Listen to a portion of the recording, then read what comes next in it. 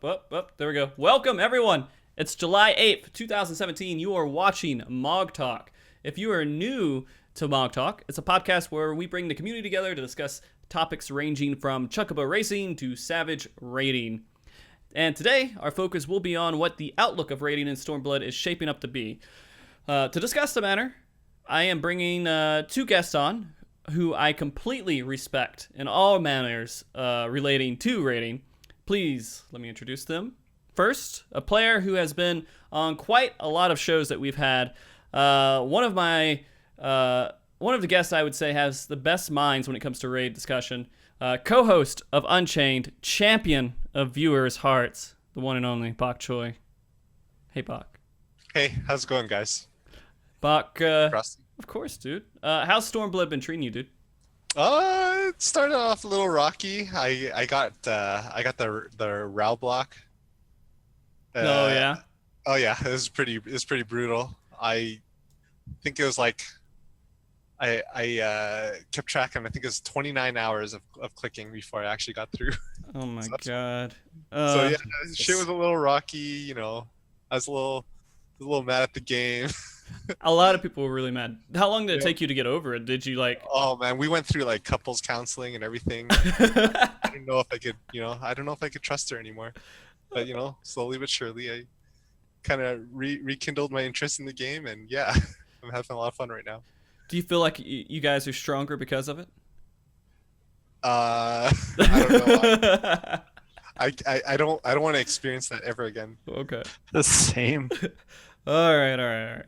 Next, I have another wonderful guest who has been on multiple shows, whether it was PvP or raiding, part of the leadership for the multiple raid world first free company Elysium, and one of the most respected healers I know. Kyo, how are you doing, Kyo? I'm doing great, Frosty. Thanks. Yeah, man. So for you? You got blocked by Raubon as well? Yeah, I got a little bit on the lucky side in that I only had to click for about 7 hours, but it was still pretty horrible. I mean, only 7? I know. If it makes you feel better, I didn't get through till Sunday morning. But I wasn't constantly clicking. Like I would click, and then I would go away and then click and come back later on, and eventually I kind of gave in to a little task program that just clicked for me. I couldn't do it anymore. Oh, who didn't? Yeah. I mean, wait, that's cheating, dude. It's cheating. It's horrible. There is absolutely no foul in that situation at all. And using some sort of little program to just sit there and click through it for a little bit. But whatever, dude. I'm never going to say that I did not do it. Besides that, how has Stormblood been treating you, Kyo? It's been great, man. Really enjoyed the full leveling experience, and I've been doing primals nonstop almost. Over 100 Susano tokens now, and so it's been a blast. Bach, how many tokens do you have for Susano? Like 40. 40? Jesus, dude. Like, I don't know. As soon as I got my weapon, I was done with Susano, except for when I was helping other people get their weapons. Yeah. I haven't. I don't so much farm it, but I join like farming learning parties and try my best to carry or fail trying to carry. So I don't get as many tokens, but I do spend a lot of time in there because usually it's like you're at it for like 45 minutes. You might get one kill if you're lucky, right? Yeah. Kyo, have you been just doing trap parties? Is that why you have so many, or are you just?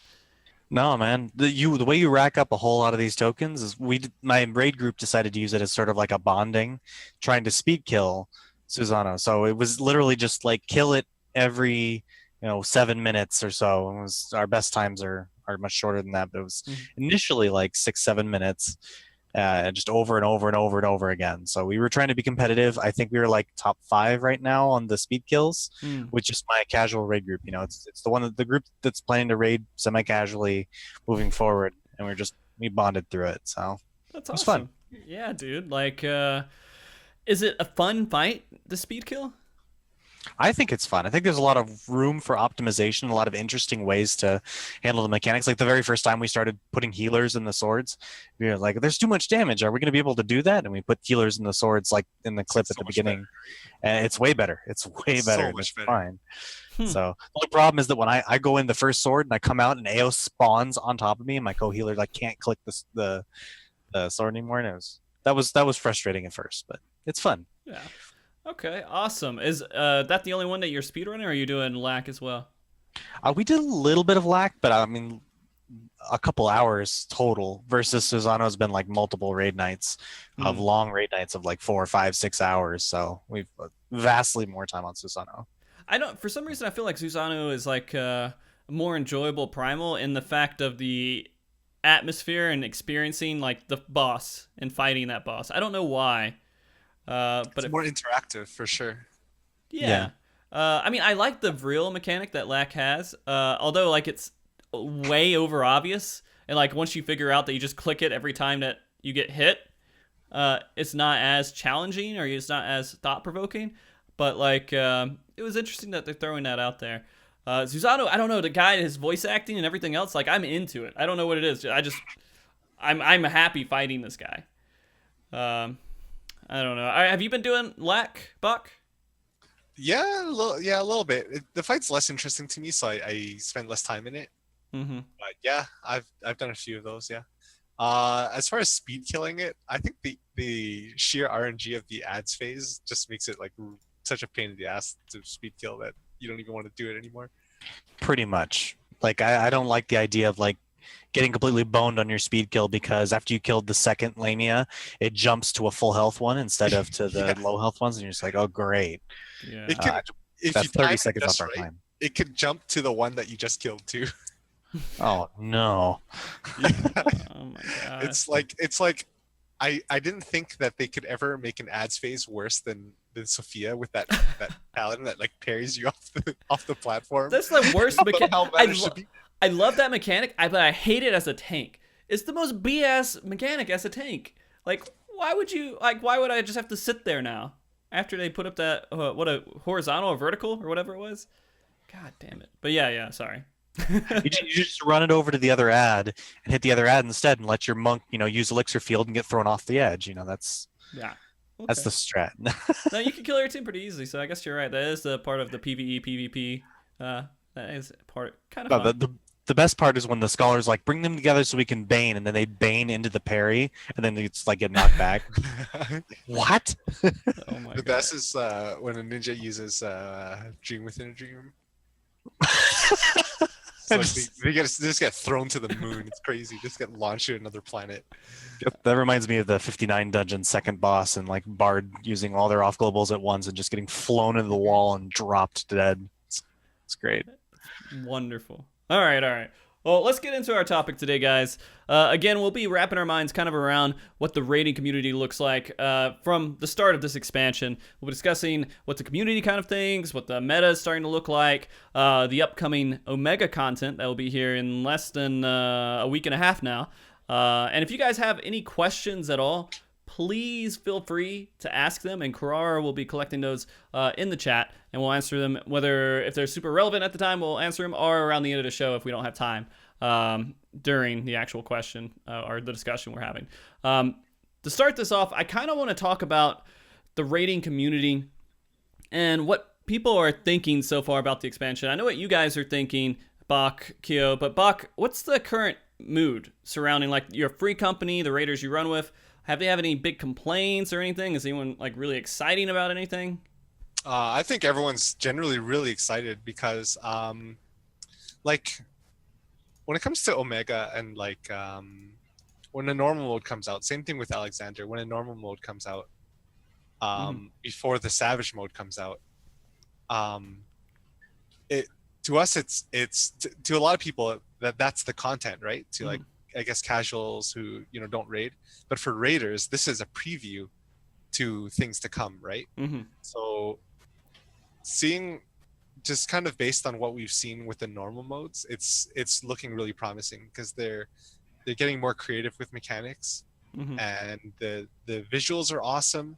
I mean, we're a little sick of like steampunk goblins, Yeah. right? After several floors of that.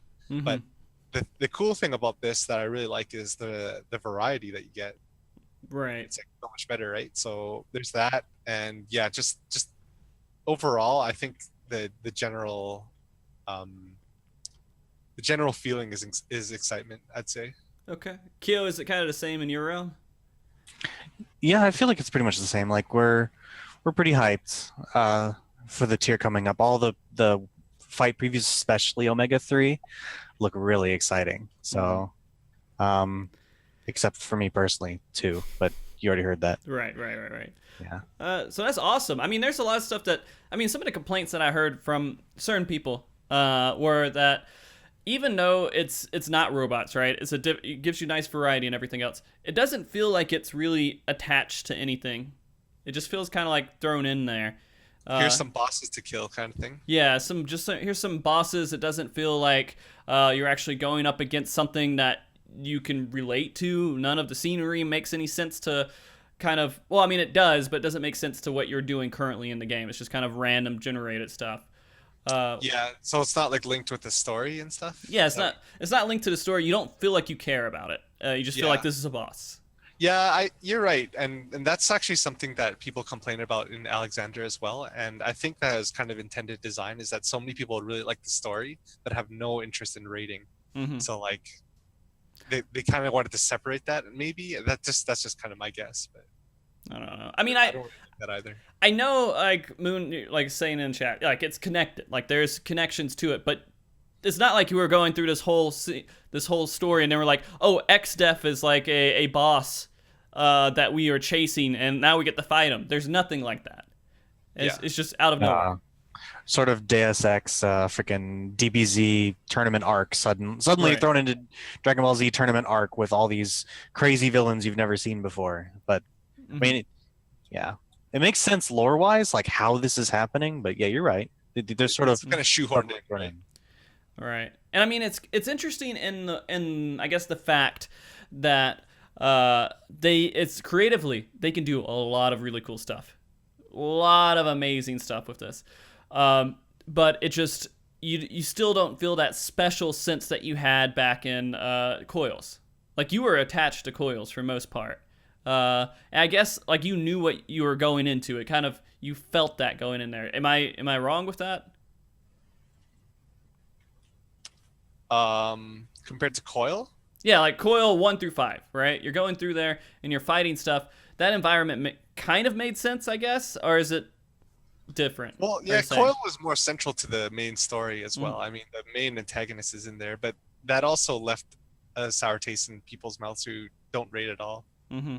So, but I mean, like, it had a story behind it. Like when you went in there, it made sense. Like you're invested, right? Yeah. This is you're being teleported to bosses. I mean, I'm not upset. Like I like it, right? I'm just talking about some of the stuff that I'm hearing out there, complaints from some of the people who are really heavily invested in this game. Yeah, from a flavor standpoint, I could totally see that argument. Yeah, but getting in there, I'm going to be honest, I really enjoyed going through these bosses. The first one was the only one that was like, I don't know. It doesn't seem that interesting. And we'll go into Omega like a little bit deeper later. But I mean, the point I want to make is when I got to the last one, I felt like I was playing Final Fantasy. Yeah, hell yeah. That was 100%. I'm playing a Final Fantasy game. Because I forget what game. I know it's from Final Fantasy V, right? Yeah. But when I think it was playing either Final Fantasy 3 and I was going to the last boss, and I did this kind of recently within the last year or two. Them casting these global spells that just like fire that hits everybody, high level blizzard hitting everyone, that definitely hit home for me. And so I was really excited. I know he looks tacky. I think one of my raid members said he looks like someone that was from Hellsfire Peninsula or something like that. But he's pretty awesome. The other thing that I hear a little bit from the community is the voice acting's not really there. And voice acting, we're kind of, I don't want to say we're spoiled with it, but once we have a taste of it from some of these other fights, and then going into like our main raid, not having it, it feels kind of off Do you guys agree with that? Yeah, totally. Yeah, and You also go doesn't. first. I don't think they would need to add that much too. Like, just a couple of voice lines here and there. I don't feel like it would occupy that much space Mm-hmm. or time, but they don't have any. Yeah, go ahead, Bug. This game, I just think I was just kind of echoing your sentiment there, but this game is really thin on voice acting, which is kind of a shame. Mm-hmm. Because my only other reference is World of Warcraft, and bosses talk shit to you all the time, like throughout, even when you're not even fighting them. So Right. I don't know. It just adds a lot of personality to the boss. Interaction, like you start to Yeah. feel atmosphere. Yeah. Well, now hold on a second. The dungeon bosses talk to you. Oh yeah, It's voice acting with it, rip and tear. The freaking. yeah, oh, totally. Oh God, my everybody, God. everybody knows that I'm boss. gonna bring tears in You're my going back to eyes that, again, dude. Like you can't forget them, but there's none in our raids, and it's just kind of weird, It's really weird. It's really weird. Man, I'll do it for free. Like there are a couple like one-liners that Yeah. like Lakshmi throws at you, but it's Susano. as far as like their raids, Yeah. as far as the raids go, it's like it's pretty non-existent, or it's the very thin. primals have really good voice Yeah. lines for sure. I actually Yeah. really like Susano's voice lines. Yeah. Me too. And I feel like that's what pulls a lot of people into that fight too, and actually kind of enjoying doing it. God, don't bring up Quinwalt or whatever his name was. It was the most depressing thing. He was my favorite character in the entire expansion, man, and he had to go like that, dude. Disgusting. But I mean, let's talk about the voice acting here in Omega. I don't feel like it's a resource thing either. I mean, they could probably get a ton of people to do it for very little money. I don't know. It's just a couple of lines, right? So that is really disappointing. I want to know why they didn't do voice acting for these different characters. Maybe I just don't understand the world of like video game programming and getting this stuff together.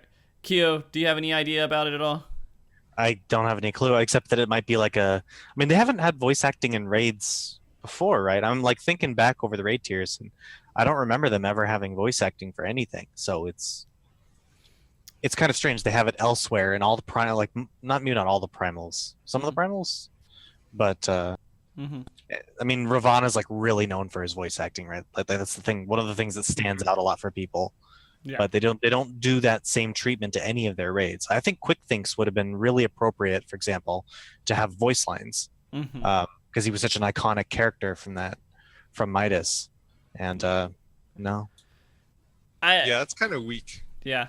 And saying that you're doing that just because you haven't done it before is horrible. So I hope that's not an excuse that would ever be used for it. Yeah, it's just that it's odd that they've continued that trend, of adding voice to everything else but not their raids. I don't know. Yeah. Hopefully, you know what? Let me jot this down. All right. Questions to Yoshida. Why no voice acting in raids? I got this, guys. I got this. I'll develop my list here, and that'll be one of them. All right. Okay. So other things that I'm kind of hearing about these raids, I don't think I've heard any other negative statements. Have you guys heard any other negative statements currently? About the raids themselves? Well, the raids, the kind of 8-man content that's currently out there. I think that the majority of complaints from the raiders are more centered around job balance. Yeah. I think that's Definitely. kind of been a sore spot, because is this a topic later? Should we be talking about this now? Well, we can touch on it. I mean, there's no Okay. point. The next Okay. topic's going to be meta anyways. So, but yeah. So people were kind of upset, and I guess the major culprits that people were upset about would be like Warrior for one, right? Possibly. Yeah. Warriors. There's been a lot of complaints about Warrior. But for the most part, it's just like the general feeling is that, like, I felt like they're getting closer and closer to balance as they went through Heavensward. So it's just like, wow, they're really starting to figure it out. Mm-hmm. They're getting a lot closer to balance. There's obviously still an ideal team comp, right? Right. There's still an ideal team comp, but like they're closer to balance at the end of Heavensward as it's ever been in this game. Hmm. And then I'm just like, when Stormblood comes out and they introduce these new abilities, this is just more opportunities for them to further balance the classes. And then all of a sudden, like it's just completely thrown out of whack, and there's like the balance is just like completely thrown off again. It's weird. When you say they're getting to close to balance, do you mean like 8 Astros in the raid group at the end of Creator? Because I feel like that's where they were headed. Isn't like that bad whole joke. no, it was good. It was good. I mean, at this situation, I mean, it's kind of where Astros are even more. I don't know if I guess I could use the word cancerous towards speedrunning. Is that true? Kyo? Now Not sure. compared to later or before. Astro's definitely mandatory. Like in any kind of speedrun scenario, you're just kidding yourself if you're not taking Well, an yeah, Astro. I know they're mandatory, But- but the fact that they're RNG factors that they bring to the group, they're That's just brutal. It's yeah. brutal. It's pretty bad. And like a sleeve draw with nothing in your hand now is more often than not awful. You just like immediately throw away all the cards, and it feels bad. Uh, You mentioned that occupies off globals that you don't have space for to discard them. Hmm mhm. The more I play Astro, the less inclined I am to sleeve draw when I have nothing, and wait till I have a balance held.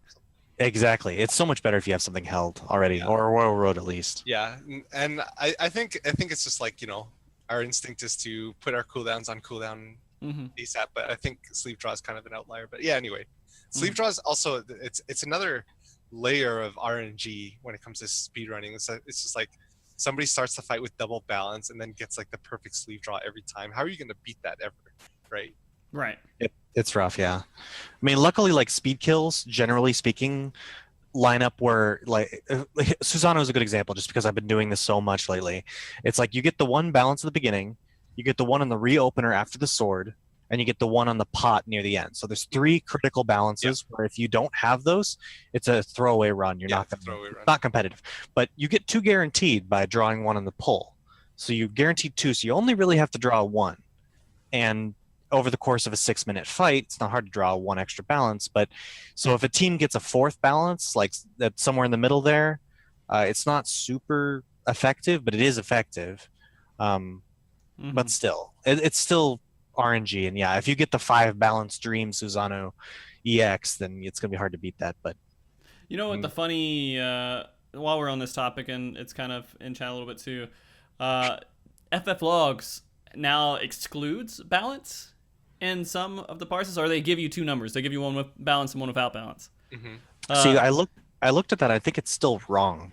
Like I was looking at some of the top people and looking at the factored out balance damage. It looks very off. So I don't know if the algorithm's really accurate quite yet, but it's a good step in the right direction, I think. It's still not going to change speed. Go I ahead. personally don't care about it. I don't care for it. I think that, like, yeah, okay, you remove balance from FF logs. It's like, okay, there's still like there's still huge advantages and disadvantages, right? Like one bard might have a dragoon, the other one doesn't, or kill times, or the sealer doesn't have to heal as much, or stuff like that. So like True.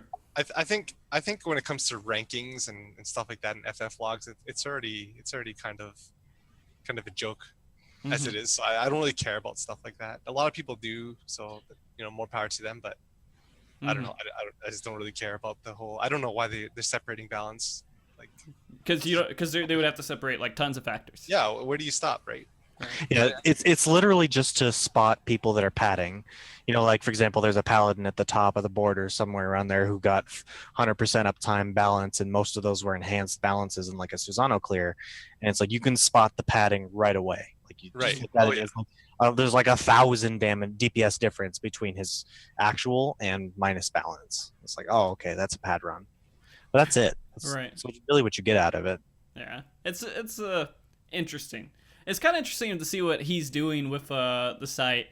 I don't know how active he is with. Are you guys familiar with how active the creator is with Final Fantasy? I don't know. No idea. I have never been able to talk to him, and I don't know. I've seen him on Reddit a whole bunch of times. Like, seems like whenever FF Logs is mentioned, I see his posts on Reddit, but I don't know anything about him in game. Yeah, maybe one day. We'll get him on and we'll talk to him. But the other thing, I mean, a lot of stuff that I want to say kind of goes into the meta, and so I'm kind of like trying to like avoid it a little bit, but I kind of want to just hit this point because it's the other big complaint I hear by a lot of people, which is the fact that you can't see buffs for a lot of different jobs. And some of their core mechanics, you're not seeing it. Are you guys, how do you guys feel about that currently? Yes. Oh my God. I play Scholar, right? Mm-hmm. People not being able to see my Aetherflow stacks is crippling sometimes. Like I have tanks running ahead to do an AoE pull when I have no stacks. On like a dungeon, for example, and it's just like, dude, I can't. I have no stacks. I have to type it in chat because you can't see. Right. It's not visible anywhere. It's horrible. You know, do you think that he actually looks at your debuffs if he's going to run in like that? Well, in experienced parties, they do. So a lot of this complaints is in like pre-mades. I gotcha. You know, like the first time I heard this complaint was, for example, from Layla. Layla was saying, you know, he wanted to do these big pulls, but he was looking at Fold's stacks, trying to look for Fold's Aetherflow stacks. But if they didn't communicate on voice, then he didn't know whether Fold was, you know, prepped with stacks for an AoE pull in a dungeon, for example. That was really early on when people were farming Verity actively still. Oh, okay, I gotcha. But I guess like that's not really as much of a thing anymore. Like, it's weird because I never got to that level. I guess I kind of was. Like, I would look at the buffs every once in a while in a casual atmosphere, but I would call stuff out. And I would say, hey, this is what's going on. Are you ready for this? And things like that. And I was just used to that kind of stuff. But they're kind of forcing that stuff now. I don't know. Bach? Mm-hmm. What do you think about the inability to see certain buffs? I think it's kind of bad. Like Astro cards, for instance, right? Like when you're playing double Astro, and like sometimes that just happens, right? You queue up in duty and you get double Astro, and a lot of the time you can look at what your co-healer has, and you can base your card decisions around that. It's like, okay, he's got expanded balance. I have extended balance. I'm just gonna let him go, right? And fish for extended Royal Road. But if you don't know that, you go and put extended Royal Road on, or extended balance on your Samurai, and then he goes and does extended Royal Road or expanded Royal Road, and it overwrites yours. It's just like, well, you just wasted 60 seconds of raging strikes, right? Right. Yeah. And I don't know, I kind of don't feel like they're ever going to fix that. Like, I feel like they built so much into the mechanic that they have right now with the UI and everything else that I don't see them ever really changing that. Do you guys think that that's something they might come back and revert? Oh, well, not completely revert, but add in addition, hey, you can see their buffs now, plus you have your own UI. I mean, they might. Like, they left stuff like tank stances in, for example. Like, you could still call out a tank for, you know, being in Sword Oath for a AoE pull in a dungeon, for example. Like, I see that a fair amount of the time. That not intentionally, right? Obviously, if he's doing it intentionally, sure, whatever, do what you want. Right. But you can see other things too, like form shifts on Monk are still visible on the bar. There's other miscellaneous things too, so maybe they'll change it back. I think they just don't want you clicking off your buffs, like card buffs and stuff. Like, it's really unintuitive. Like to have to stare at your buff bar, and I guess the whole idea surrounding the whole UI element thing is so you don't have to stare at your buff bar to look at your Huton or your Grease Lightning and stuff like that, your timers. Right. And so they're trying to take our eyes off that buff bar. Yeah. Yeah. But I mean, it's created other problems. Yeah. It's people who have like dug themselves deep into how it works, and they kind of shook it up, and now we're having to like, I guess, live without it. It's kind of a pain now. I feel like that pain will go away with time, though. I feel like that's just something that's eventually we'll just kind of accept doesn't exist anymore, and we'll have to train ourselves to kind of call that stuff out. Do you feel that might happen, or? We'll probably get used to it. I wish certain really critical things, like I really feel like Scholar's Aetherflow stacks is really important to have visible, like especially in the off chance that they make Scholar a little more dungeon viable than it currently is. yeah, you don't want to pull a big pack when the scholar has nothing, and I don't know. I feel like that's really important. You can already see mana. Like you can see when a white mage, or well, not white mage, let's say an astro is sitting at like 25% MP, and it's like, oh, I shouldn't pull big. He's low on mana. Let me give a few ticks. But you can't see a scholar's stacks, and that's, I don't know. I don't like it. Okay. But the rest of the stuff I'll get used to. That one I probably won't. Okay. Oh, I mean, I don't know if anyone's.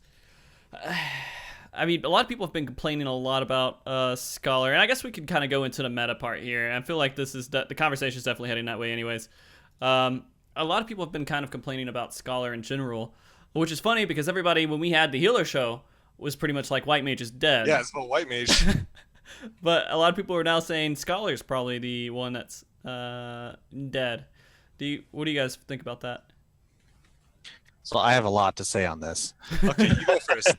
A whole lot to say. Okay. So for starters, I don't think Scholar's dead. I think Scholar feels horrible in dungeon content.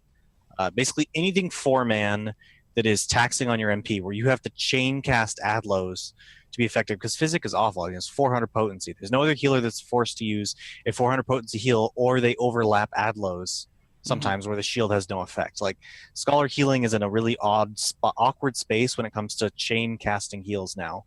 So dungeons, it's awful. Raids, where I don't have to cast a heal very often, I can go an entire fight casting maybe 2 Adlos, and those are probably for deploys. Feels fantastic. Damage output's good. Still, the fairy buffs are still just as potent as they were before. You know, one of the footages I have on my stream from just the other day, we did repeated solo heal, solo tank Susano EX with a Scholar. I was the Scholar. And I didn't feel like it was a particular struggle compared to any other healer. Scholar's still good, still really potent, and it can do it. But yeah, like I said, in dungeons, it just feels awful. They just can't burst heal a single target or AoE. And AoE, yep.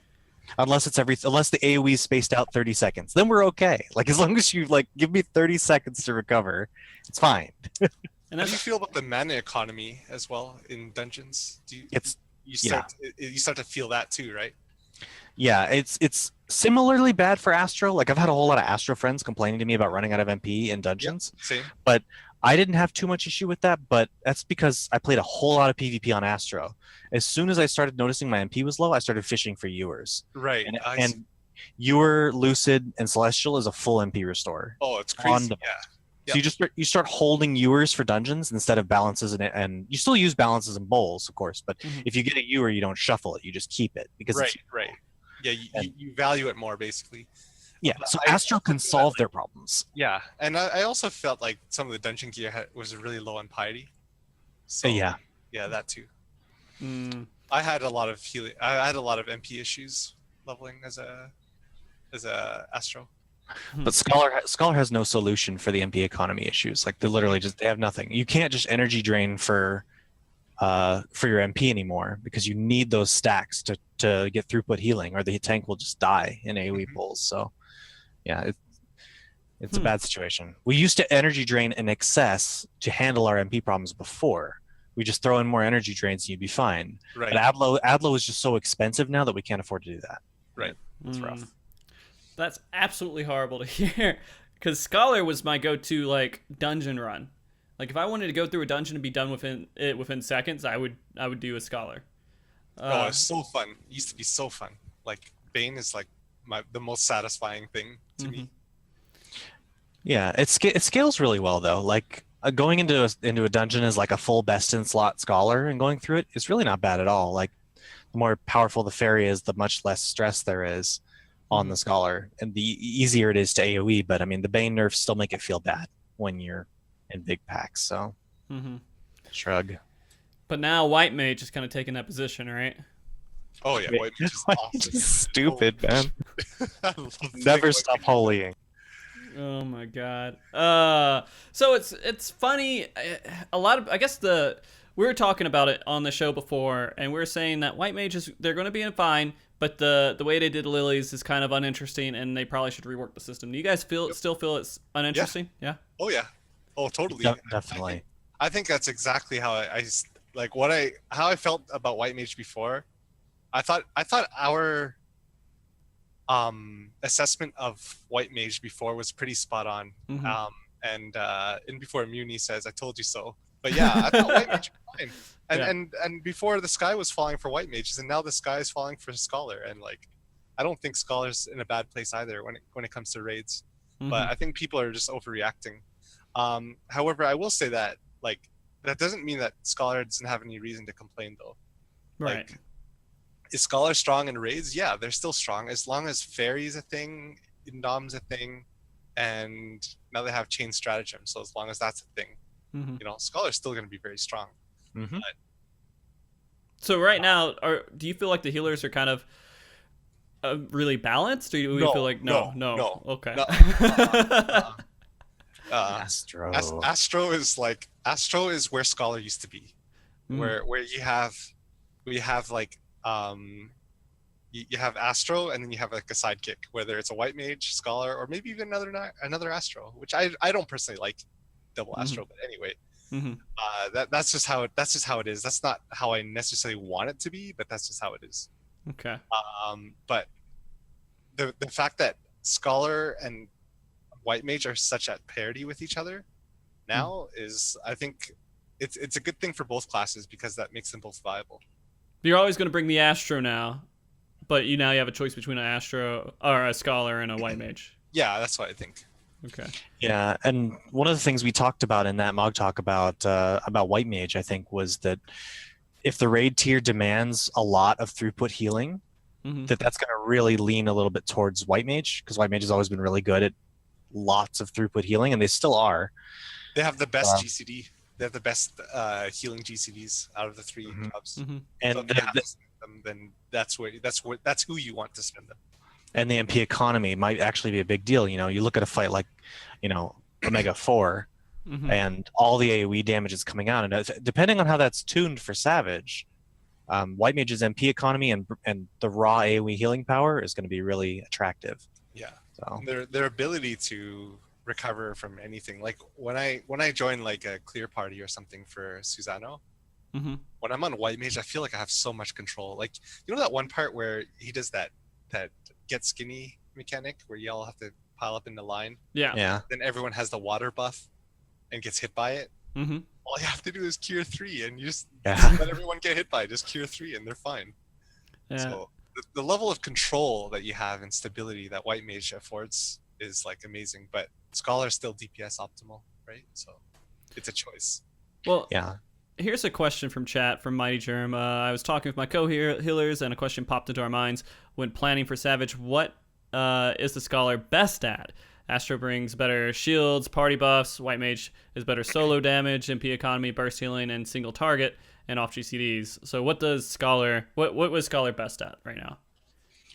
In my opinion, scholar's best at all the free healing that it gives and instant burst heals. I mean, they have cooldowns, obviously, but you're never going to be able, like, the recovery power of the triple lustrate is just something like other healers are burning their off globals often for unplanned uses. Like, you know, Essential Dignity has a planned use. For example, our scholar would do it every single time on the second dice mechanic in the opening of Susano. Like every time, because the main tank would always take the dice mechanic followed by an AoE. And so there was always a top off from Essential there. So the lustrates aren't available if somebody else makes a mistake. I'm sorry, if the Essential Dignity is not available if somebody else makes a mistake. So it's on the scholar has all this ability to sort of cover mistakes now. And I think they've always been the best at that. They still are. And then just scholar has the ability to sit there and just chain cast all their DPS and provide all this free healing. So in an optimal situation where both healers want to put out as much damage as they can, scholar gets all this free healing that allows the other healer, enables the other healer to sit in their DPS stance more, or just continue chain casting. So, yeah. I totally agree. I was going to say the exact same thing. Scholar excels at free healing, and they're also DPS optimal when paired with an Astro. So those are the two main reasons to take a scholar over a white mage. Do you think that means that scholar Astro is probably going to be the thing for speedruns? Yes. Yeah, definitely. I mean, white mage, as good as it feels to play right now, and it's really in a good spot as far as like its power level, but it doesn't offer any raid damage utility still, and its personal DPS does not make up for that yet. So okay, So White Mage might still be the pick though for progression rating. Yeah, It should possibly. be fine. Yeah. If you don't care about speed runs, White Mage is awesome. In fact, that's what we're gonna run. We're gonna run White Mage because we think it feels really good. As long as we don't hit any A3s, right? Where you have to, your DPS is absolutely required to be perfect, depending on your gear level. But My team is sort of flexing on Astro White Mage or Astro Scholar. Like we're not really 100% sure yet. I'm the person that's either going to play Scholar or White Mage. It depends on how hard stuff gets. I'm willing to switch. Could be encounter dependent too, right? yeah, it may be, and it looks like there's going to be a good handful of AoE healing that's going out in a lot of these different fights. Or at least that's what it seems to me. Do you guys disagree? Except for O2. O2, there's hardly any damage at all. But yeah, 1, 3, and 5, there's a lot of AoE. So. Okay. 3 and 4. 3 and 4. Oh, sorry. Yeah, 3 and 4. Yeah. I will say this about Scholar though, and might be a little off topic, but we talk about how Scholars like totally viable, but they're getting tons of complaints, right? And we're talking about how they're totally viable, but I do think that the valid complaints are not so much surrounding how good they are or how strong they are, because I do still think Scholar is very strong, but a lot of people are complaining that Scholar is just not fun to play, and that's something that's more subjective, right? Yeah, disagree. It varies from person to person. Like you're probably having a blast playing Scholar right now, right? Oh hell yeah! I was having a blast playing Scholar, but one thing about Scholar though, and I don't know if you maybe you could tell me if you agree or disagree, but I feel like Scholar's kind of lost a lot of its identity as a class, like just purely mechanic wise, right? Like the way that it plays, I feel like it's lost a lot of its identity. Like before, you looked at Scholar as like, the primary shielder, the mitigator, you had virus and stuff. And as these things, as Scholar starts to slowly lose these things, and they used to be the primary like dot healer or damage healer, right? And what as they start to lose these things, and not only that, but I feel like the fact that Scholar is tied to Arcanist, I feel like that kind of limits the design space with the job. And if you look at the 62 plus abilities, it feels like Scholar's kind of being pulled in several different directions. Like, to be more specific, you get Excog, which is an ether flow mechanic, and then you have Fey Union, which is a fairy mechanic, and then you have Stratagem, which is like, a stratagem thing, which is, I believe Scholars had stratagems in FF11. Is that right? Yeah, I never played 11, so I can't vouch for that. Yeah, but the point is, like, Scholars being pulled in 3 different directions, and it just feels like it dilutes the class, and it makes it feels worse. So like, I think it's totally justified to complain about that, but when people say stuff like Scholar sucks in raids now, rip Scholar, Astro White Mage all the way, I think that's kind of bullshit. Yeah, well, I mean, people are used to Scholars being like gods and like really high ceilings for skill. I mean, I can relate this to PvP easily because people were used to having to know lots of different things about PvP, and the more knowledge you had on PvP and how you did things with your skills and your abilities and your PvP ranks and your gear and everything else made you a better player. But I guess now they changed that up, right? And so people are taking that pretty harshly. Yeah, but I think even though Scholar has a place in the meta and then they're still strong, I still think they need a fix just to kind of... They need adjustment in some way. They need adjustments, yeah. I don't know if you agree, Kyo. Yeah, well, I mean, they did make the fairy even more clunky. Those are one of the biggest complaints, was fairies being clunky, and they're more clunky now. That's great. Oh, pet management in this game sucks. It's worse now, because you use Aether Pact, they can't do any other skills, and if someone runs out of the tether range, it doesn't do anything. But the fairy's still locked in place, unable to do abilities, and not tethered. Yeah, it's still a very good ability. It's just really good to use. It's clunky. They made the pets that were already clunky more clunky, and I don't understand. But it's still potent. it's a higher skill ceiling even now than it was before to control them. Mm-hmm. Okay. I know we could probably go on for healers for years with you guys, since you both are very passionate about healers. But I feel like we need to touch on some of the other roles and jobs. Definitely tanks have been hearing a lot of conversation. One of the biggest things, of course, is that paladins are gods now, apparently, right? Yeah. Like everyone is switching to paladin. Everybody. I still remember like when we first pulled Susano, and it was our paladin pulling, and our off tank warrior was like doing less damage than the tank who pulled in shield oath and did like 6 globals in shield oath and switched to sword oath, and like the paladin still out DPS'd the warrior, and I was like, this what? Huh? I mean, granted, a lot of that's just like knowledge, you know. Right. It's paladin rotation's pretty easy, pretty straightforward. Whereas warrior is very hard to play. Yes, warrior is a lot more complex, and as like we settled into our jobs, those numbers came closer. But yeah, go ahead, Buck. No, I was just gonna. Well, yeah, I think paladin is definitely like, you know, a little overtuned. I think they're like super strong, and like their utility that they give. As for warrior, like I don't know, I haven't gotten warrior to 70 yet. I have my paladin at 70, but like from what I hear and the little that I've experienced, the new beast gauge is just like it causes all sorts of issues. Like warrior used to be so awesome because you could freely switch between deliverance and defiance with very little penalty, and now the penalty is just like too much, right? It's pretty hard. Like you have to switch after you have a low gauge. Yeah. It's just like I like being able to build my stacks in defiance on the opener and then switch to deliverance, but you can't do that anymore. Right. And warrior provides the least utility, but as far as warrior not being good anymore, I still think warrior has the best defensive cooldowns.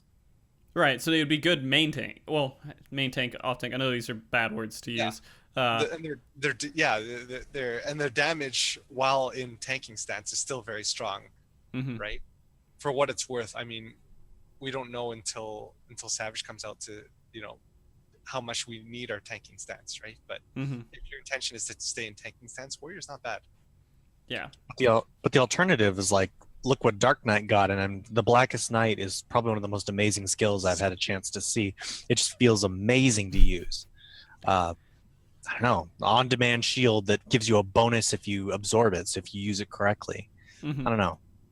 It's wonderful. I mean, like, I feel like Dark Knight and Paladin are definitely going to be the top picks for what's going to go into Savage. I don't think Warrior is going to be one of the picks anymore, at least for progression.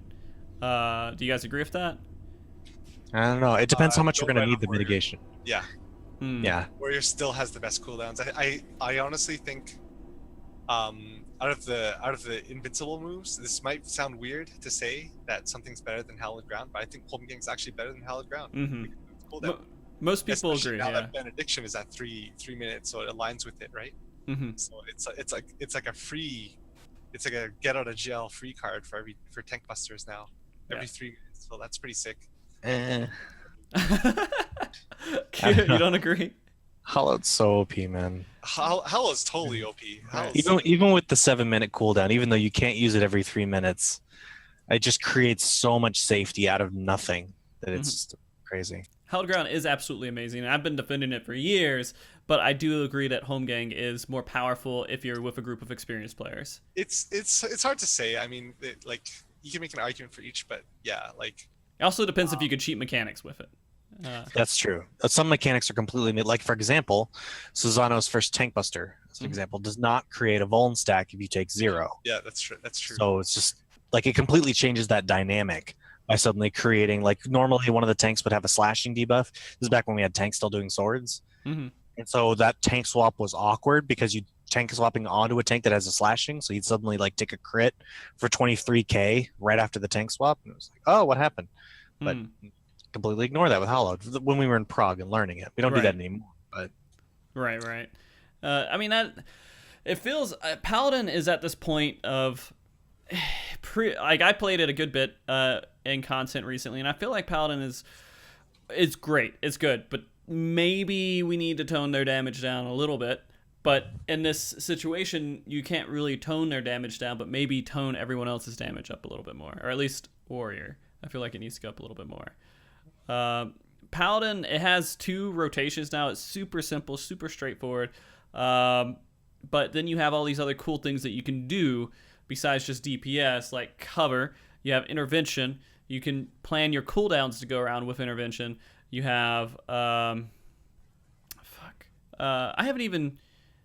I guess tempered will works on a lot of mechanics. I don't even know what works on these mechanics because I don't think about it right now. I just think about going through the fight and DPSing and getting my highest DPS on it.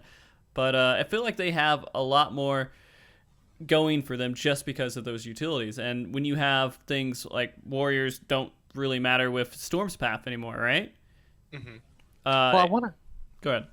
I want to question the whole concept of Paladin doing too much damage, because I mean, if you look at some of the top parses right now, and the extreme primals, you'll see that both tanks are doing pretty close to the same in a lot of those fights. Paladin's a little more consistent and easy to reach those numbers, but once the other tank optimizes, their numbers are pretty close. But then again, like, should they be close? Or should Paladin be a little bit behind? I mean, in these speed kills, like, both tanks are off of tank stance 99% of the fight, right? Like, maybe just the pull, if even the pull, they're in tank stance. So it should be pretty close to the same theoretically.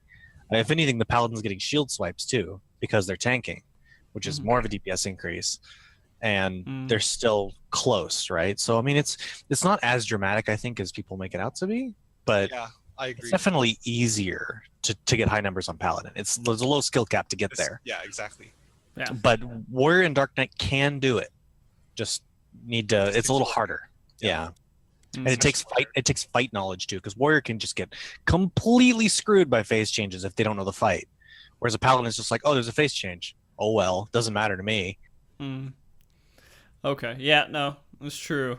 Okay. Let's hit Dark Knight a little bit here. I think the big complaint I have about Dark Knight, or not that I have personally, but that I've been hearing, is that Dark Knight feels overly simplified in comparison to what it was before.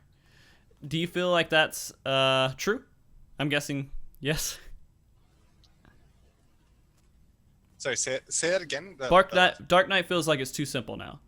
Yeah. It used to feel like it took skill to play. Yeah, totally. Like before, you had to really think about what you're using Dark Arts for, right? But like now that Dark Arts has equal value on like the multiple options that you have, it's just like, you know, I really like Dark Knight where it was before, where, you know, the level of difficulty, I thought it was in a really good spot before. But now I think they kind of dumbed it down. Like Dark Arts used to be one of the coolest things about Dark Knight. Right, and managing that throughout, like when I was playing Dark Knight, that's the one thing I would admire about it, because you had to kind of know what you were doing.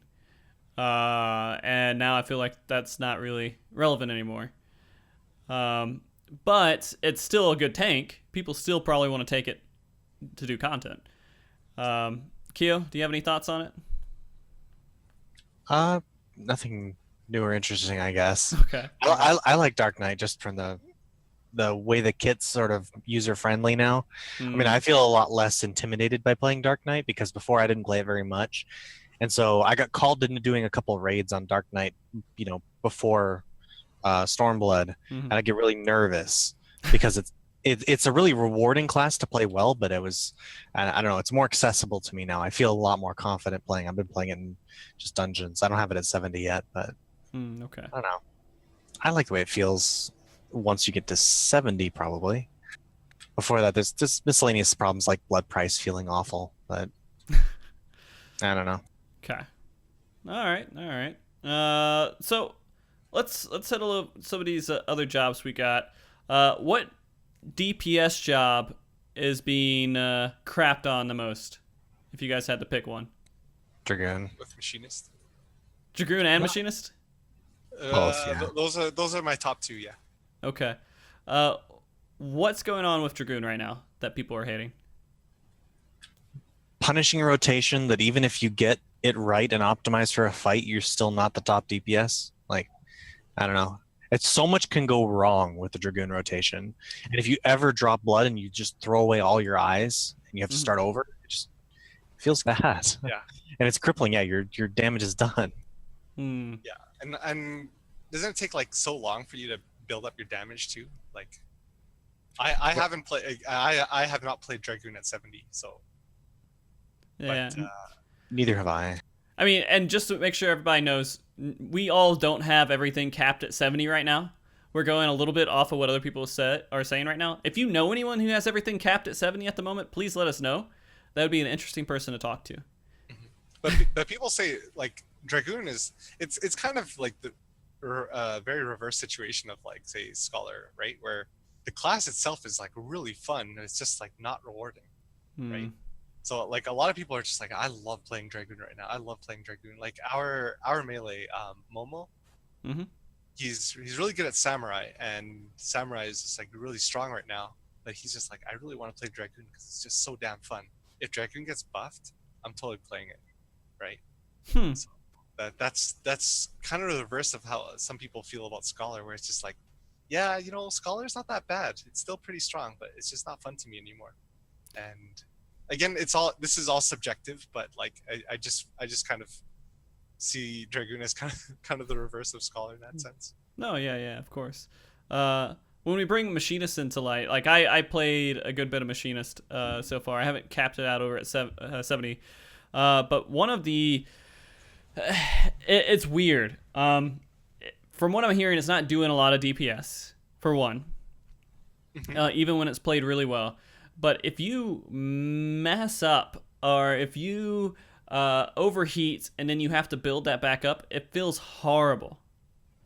Absolutely horrible, because all the new abilities look cool when you're overheated. You're doing like backflips, you're jumping around, you're going crazy, lasers are going everywhere. But as soon as you lose that and you have to go back to normal abilities, you're like, man, I'm kind of bored and I don't care anymore. It's like going from like your day job, where you're just sitting at a desk all the time, to like going to a crazy rave. I don't know. That's what I've seen so far. And I think that's the only complaint I've really seen, is that even when you do play it really well, it doesn't amount up to what you would want to. But it does look cool. I gotta say that.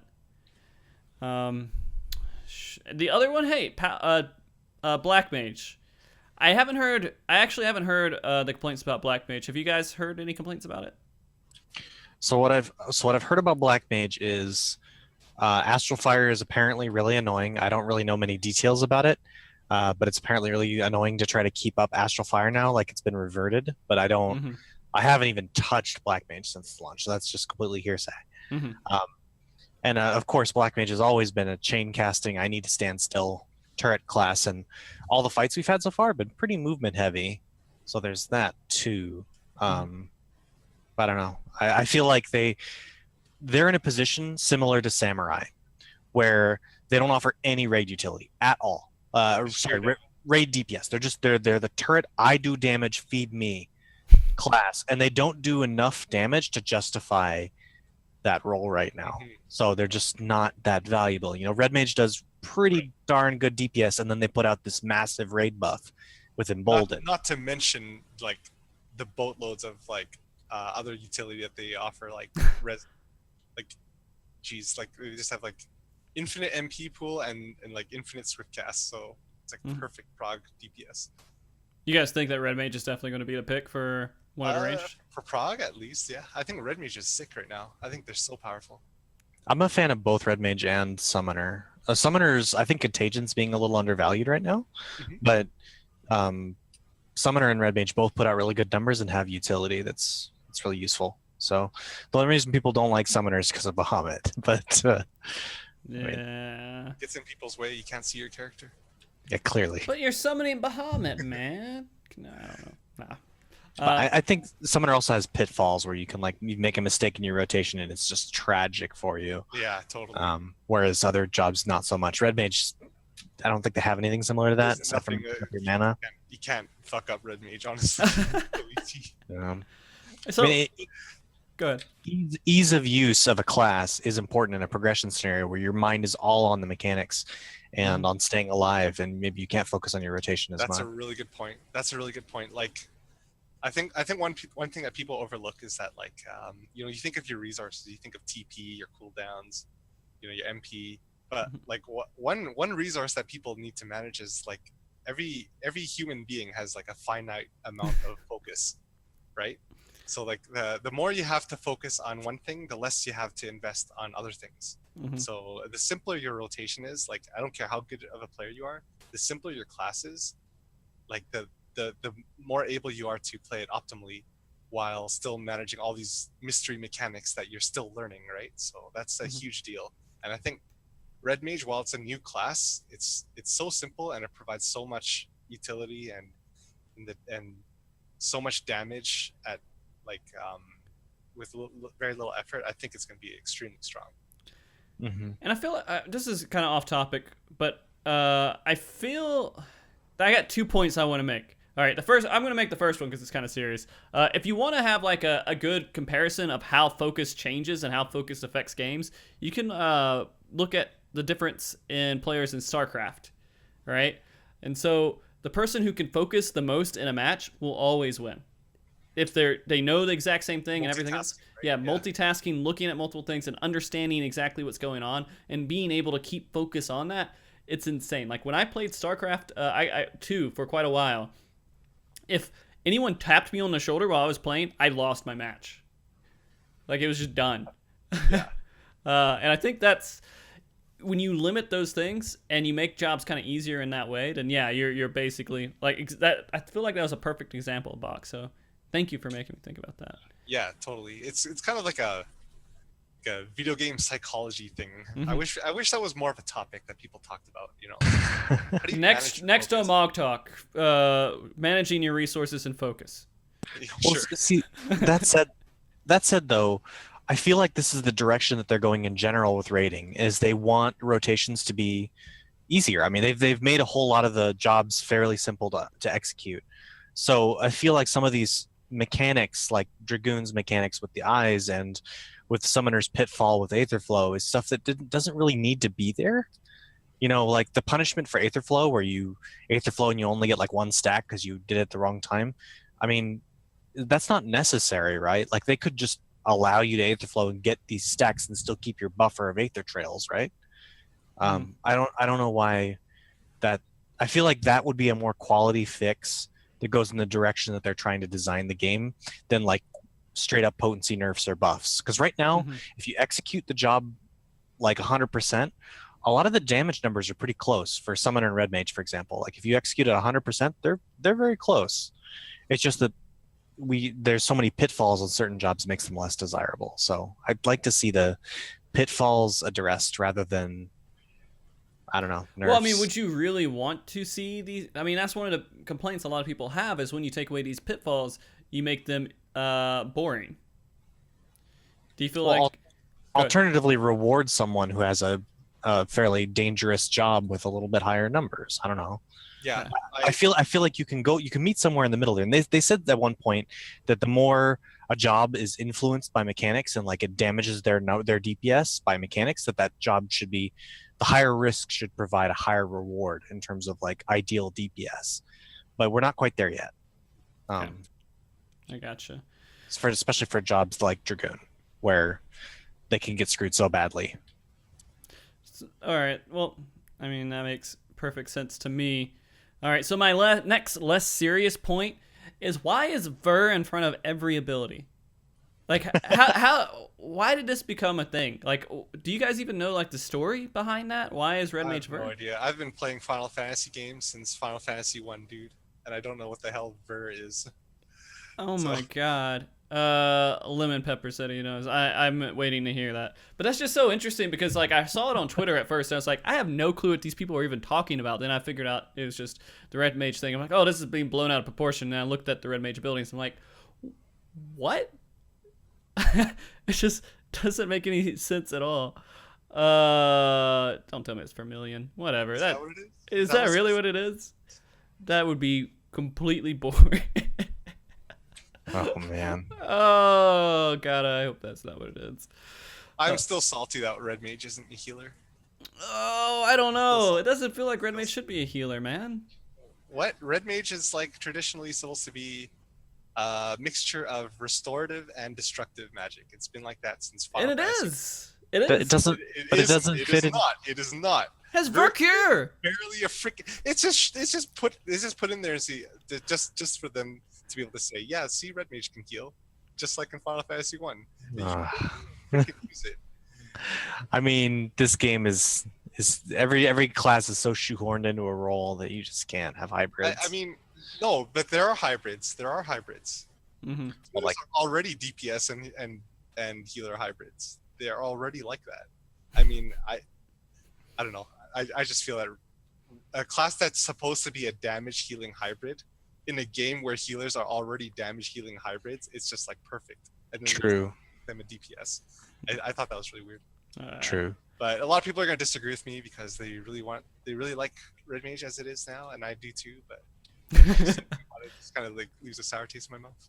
I feel like I need to say, though, one of the things about meta, just to say it, is that really surprised me was how good ninjas are at AoE. Like, I didn't expect just how good ninja AoE is. It's kind of off the charts. Mm-hmm. Like, I was leveling my ninja, and I had a friend like playing casters that would come in, and he came in on a couple different casters, and he was like, I cannot catch up to your numbers when you're AoEing in packs. And I was like, this is awkward for ninja, just how good their AoE is, because they have this like 400 potency frog medium, doesn't have a drop off. Mm-hmm. They can double Katon, doesn't have a, no, I don't think Katon has drop off. I actually don't remember. It doesn't. And then just all this stuff that doesn't have drop off, and they can just spam it, and it's just nonstop, and it feels great to do.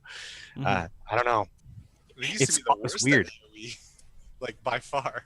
Now they're the best, or one of the best. Mm-hmm. Real quick, Lemon Pepper said red mages believe they find the true magics in red magic over black magic or white magic, so they call their magic ver, meaning truth in Latin. Okay. Okay. That makes sense. I can. That Vermilion thing, I was just like, really? Yeah, that's too simple. But yeah, I back. like this answer better. Dude. But back to Ninja. Ninja, it does feel weird. I don't know why they don't have drop-offs for a lot of their abilities, because when I think Ninja, I don't think AoE. Right? Yeah, it's sort of a weird identity that they got. Like I was not expecting, and I kind of expect it to be nerfed at some point, just because it's weird. But I mean, it's not like absurdly strong. Like it's not out there in outer space. Like they're just so far better. Mm-hmm. But they are at the top, I think, of just generic AoE DPS. So it's weird. The one thing that kind of going off other things that are a little bit weird, and this is just a response from Square Enix when we were talking, when they put out their discussion on the 270 accessories for tanks. They said that they weren't going to revert it now, and that they were thinking about reverting it, and that it might be a possibility, which was a weird response to me, because I felt like that's an obvious fix. Like, you just don't have that situation anymore. Freaking better revert it. How do you guys feel about the 270 strength accessories with tanks? Wait, revert what? Either revert the change or make it to where 270 accessories are like tanks can't use strength accessories at all. Oh, I was under the impression that they were just going to restrict it so tanks couldn't use strength at all. That it wasn't going to be equipable, but I don't know. I thought that was coming for Savage. I think as they said maybe they were thinking about it. I don't like it. I don't know why they fixed it. I mean, it used to be, it was fine. They fixed it before, and then they reverted it back to strength, and I read a couple things on it, and I feel like Yoshida, what his answer was to the whole situation was that health is something that's global for everyone, and you have to adjust health in kind of gear and everything else, and going into fights, that's a big thing that you adjust. But having a damage multiplier on it as well for tanks means that like you're also scaling it with tank damage as well as the fights and what damage is going out and everything else. I think that's the only thing I heard that was kind of logical towards that, is that it made it kind of weird to balance out vitality towards not just the mechanics that were coming out in a fight, but also the help just for tanks only, the damage that they were putting out. Right. Yeah, and that's fine, right? That's Mhm. fine. Right. But look what effect it's having on the community. It's just like first of all, we're kind of playing a very, this is like a FF logs culture now, where everyone is hungry for DPS and Mhm. fuck your teammates and kind of think. So like Right. you know you have like freaking tanks in full strength and they have no idea how to pop their cooldowns in Susano, Mhm. and they just get like absolutely like destroyed. Yep. Right. And like in not to mention in like Bardham's metal, people are they're pulling 2 packs with like full strength gear and just getting absolutely destroyed because they're not popping their cooldowns properly. But like, you know, it's a decision that tanks have to make that you could easily fuck up. Right. And you're not the one who directly pays the price for it, right? Mhm. It's your healers. And as a healer main, I guess, you know, maybe I'm a little biased here. I just don't like it. You want your So- tanks to have an extra 10k health. Well, I want my tanks to make responsible decisions, whether Right. it is to wear 5 strength or 5 vit, you know, or somewhere in between, Mhm. based on the encounter conditions. But you know, that's not what tanks are going to do. They're going to wear whatever gives them the most damage, right? Well, if it makes you feel any better, Bach, I've already made sure my raid knows that I am going during progression full vit until we need to move over to strength, if it's still a thing during Savage. Yeah, default vit, or at least like 3 vit or something like that. Mhm. And then, you know, if you find that the boss isn't doing that much damage to you and not really threatening your HP total, then you can start removing pieces. But I found that a lot of tanks are just, I'm 5 strength, deal with it. Yeah. No, that's how the community is. I mean, with a lot of, I mean, not just the overall community, but there's a lot of people out there that they're like, no, I can't do, this guy does tons of damage and he does really good. I have to do the same thing. I'm going to wear the stuff. And then I have no clue what I'm doing. I'm just jumping to conclusions that will hopefully make me do more damage if I can stay alive somehow. And it sucks. It really does. Because that's just the type of players that are out there right now that's in a lot of hardcore. I like to do the hardcore raid quotes. There's hardcore players and there's hardcore players, right? So I think that affects the hardcore players a little bit more. And the wannabe hardcores, yeah. Right. Exactly. Who go into groups and they complain that the healer didn't heal them when they die. I mean, at least in dungeons, the dungeons are hitting hard enough right now that if you go into a dungeon and you try to do an AoE pull in strength gear, you evaporate so fast that it's just like there's no way you can blame your healer for that. There comes a point where your HP literally goes from 90 to 0 within the span of a second, where you go, okay, maybe my max HP is a little low, Right. maybe. So, I mean, I don't think I've seen a tank in strength gear, and I leveled all 3 healers that did multiple packs in dungeons, and even single packs. Some of those single packs still hit pretty hard. I was kind of surprised. Like, it's hard to get full DPS uptime. You have to stop and heal. Right.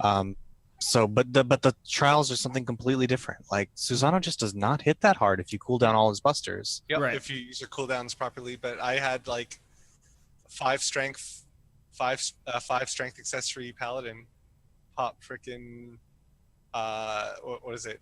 The parry move, anticipation. Yeah, the parry move? And convalescence and Faisal, and went from 100 to 3% from one hit. Right.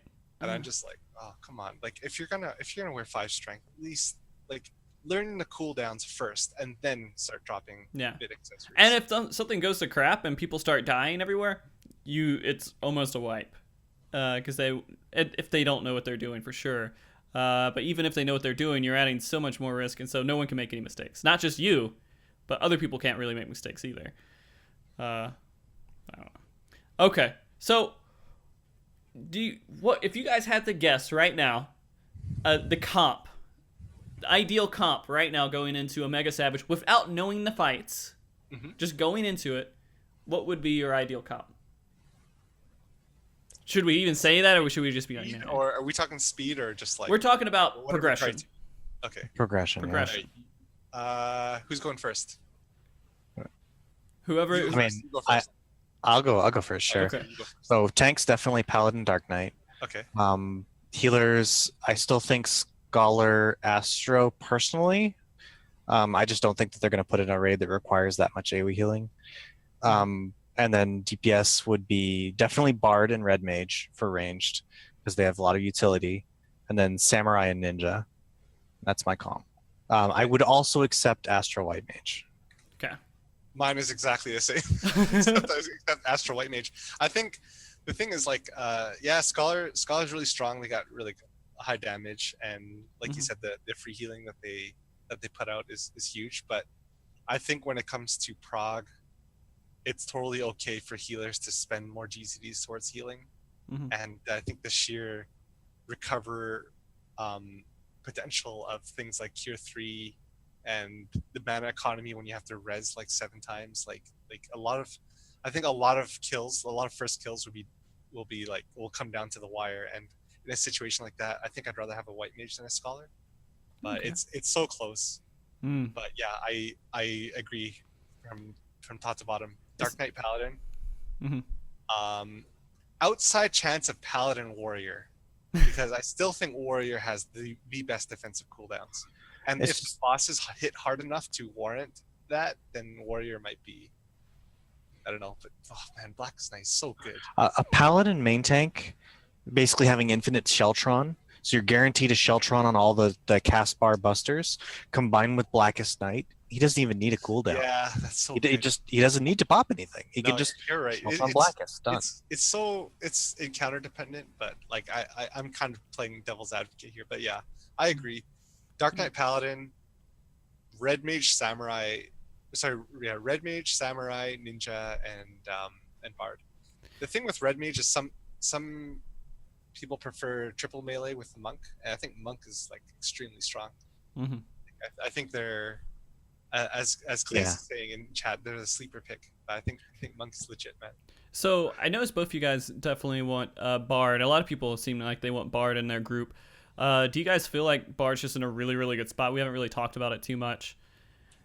That Nature's Min is busted. Like straight up, that skill plus Palisade is just nuts. I mean, Palisade is just sort of either Machinist or Bard because it's the roll action, but Nature's Min is Bard only. It's such a short cooldown convalescence that you could just mash, and it's so potent. I don't know. I think it's really undervalued by a lot of people. Top it off with just, the regular ranged physicals, refresh, and TP. TP not so much, but the refresh is really potent. And being able to move a lot for mechanics. Yeah. And their damage isn't bad, so okay. I don't know. I feel like they're a really solid pick for all the utility they bring. Utility is pretty much the name of the game, honestly. Like, when you're talking about what classes are the strongest in a raid environment, well, which one provides the most utility? Like, I guess Samurai is kind of an outlier, but it's the sheer damage that they output is just insane. Yeah, it does bear mentioning that Samurai is probably going to get toned down by the balance patch, in which case Monk becomes a whole lot more desirable. Like, it already is desirable, like Monk's in a good spot, but even more so if they decide to tone down Samurai and they don't tone down Monk. Monk Ninja becomes a really attractive looking melee combo. I still think Mantra is really strong. It's no Nature's Min, but I still think it's even on a 2-minute cooldown, it's still really strong. Yo man, Defiance, Convalescence, Nature's Min, Mantra, Illumination, Largesse, Dissipation, add low deploy. How big do you think I can get it? Mind Pot. Mind Pot. No one's gonna die. You don't have to heal 40k shield till it wears off. You know what's also interesting is that Shirk has provided this whole atmosphere to where enmity is not going to be an issue after like the openers. I feel like you just have to survive through the openers, and then like enmity, you can be in your offensive stance the rest of the fight. Do you guys kind of agree with that because of Shirk being a little bit crazy? I mean, people. Sorry, you go first. I mean, people will still run tank stance at Prague, of course, just for safety. But yeah, definitely. Aggro is like a non-issue right now. Yeah. You just have to survive the opener, and that's it. And then you could just kind of go into this whole situation. If you don't have mandatory tank swaps, you could just do Shirks, provoke and Shirk, and you could just gain a ridiculous amount of enmity out of nowhere. I feel like that's pretty crazy. There's something I did want to say about that, and it's actually it was showing itself in Lakshmi more than anything, is that while the main tank has like no problem holding aggro anymore, it's interesting that like they added a mechanic in there that's specifically the second in threat, right? Like the marker for the conal AoE goes always on the second in threat, and the off tanks in all my groups are having so much trouble staying second in threat because all their DPS optimal rotations have no threat in them, so they just naturally fall off the radar. and then some DPS gets the conal AoE during the Chala phase, and they just get obliterated by it, even with Vril. And so it's like I haven't seen any mechanics like that in Omega, but if they did have that, I wonder that might actually be a thing. And it's not you can easily fix that in just in your abilities. You just provoke Shirk and that fixes it completely. I mean, you're done. You would think so, but I mean, dropping 25%, I don't know. It's dropping 25% off the main tank's aggro still puts you in competition a lot of times with really good DPS. They're really close. Like they were doing some kind of weird provoke Shirk provoke thing that ultimately puts the off tank at the main tank's aggro and the main tank up another 25%. Like if you do it properly, it's like something like a circle Shirk. I don't remember what they called it. Circle But if you do that, it's fine. You're generally solid second place. But if you just do provoke Shirk, it's not much. You'll end up falling off back to third place really quick. I mean, I don't know. Maybe our DPS just wasn't so good when we were doing it. I just had him every time he was on cooldown do a provoke and a Shirk, and then he was always like second. So maybe I haven't seen that as much. Okay, so the other thing here, one more last thing about the jobs, and then we'll kind of go into Omega. But we had a question from chat from Camus108. Do you guys think Final Fantasy tanks are still on 2.0 days while every other job changed through the course of the expansion? My point being, tank stances should change from actions to traits. I feel like the tanks have changed a lot. I don't know. Do you guys disagree or?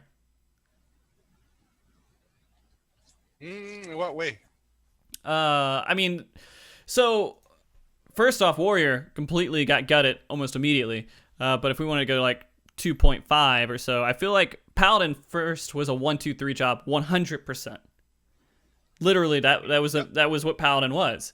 And they were kind of top dog for a couple of different reasons. And they kind of went down as people start to understand tanks a little bit better. But Paladins, they have gained a lot in what you have to do with the job. And right now their utility is absolutely ridiculous. It was okay, but you never really used, I don't know, the utility they had back in 3.x didn't really seem that powerful.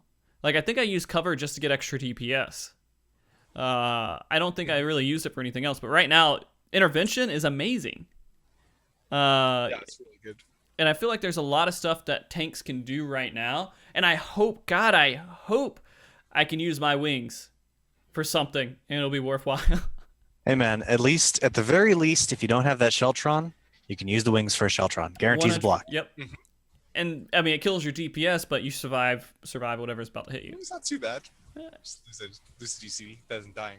Yeah. The first time I saw the wings and the tank tell me I don't have Sheltron, this is for a block, I was like, oh, that's genius. Yeah, it's I don't know. I'm trying to find spots really where I can save a lot of damage to the group. And I haven't really found too many within the primals that we've had where it's just free.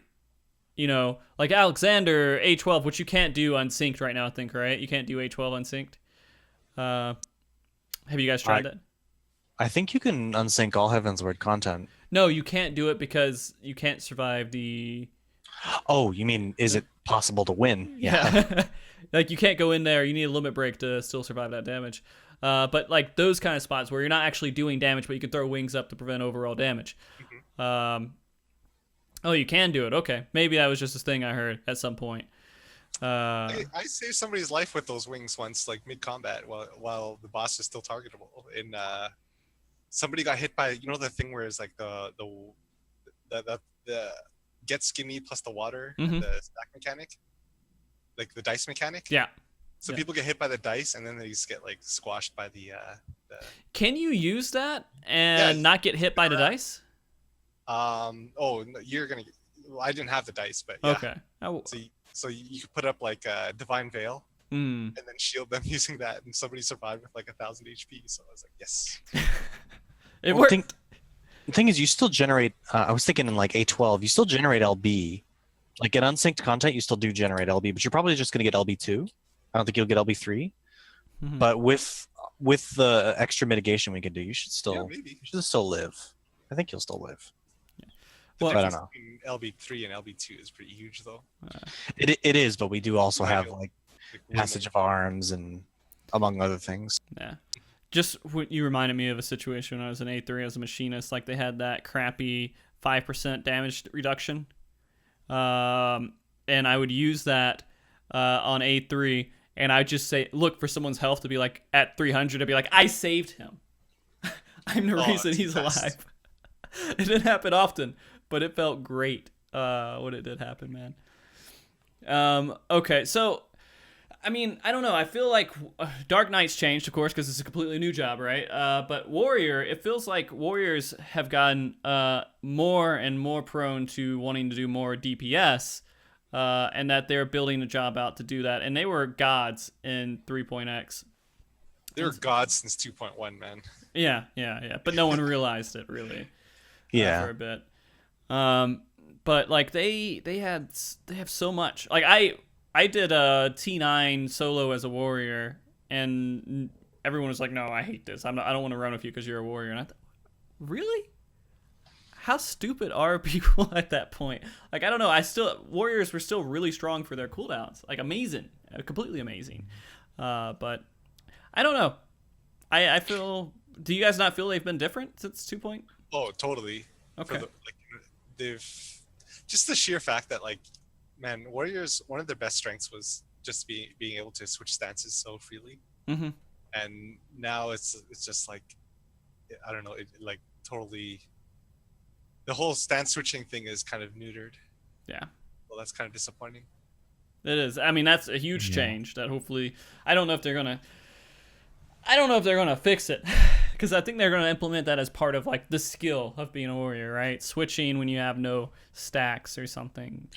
Yeah, well, from what I've heard though, and I haven't actually leveled warrior myself, but I've heard several different sources telling me that Defiance warrior, like just strictly Defiance, still feels pretty good. Like it just feels like a mitigation powerhouse, and provided you don't upset, like, oh, I don't have my fell cleaves. Mm-hmm. It still feels pretty good, and upheaval does a lot of damage in Defiance, that extra HP. Mm-hmm. So I mean, I don't know. Inner I still Beast think is still godlike. Like on yeah. Mm-hmm. Inner Beast plus all their other cooldown lineup is really, really godlike. Yeah. All right. Well, let's go into Omega a little bit. I want to hit this. I feel like we might talk a little bit.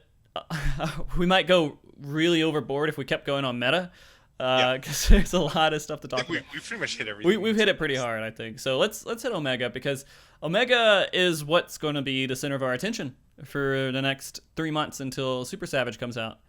And actually, it might be just I don't know how they're doing the rotation here, but had a hair in my mouth. Sorry, gross.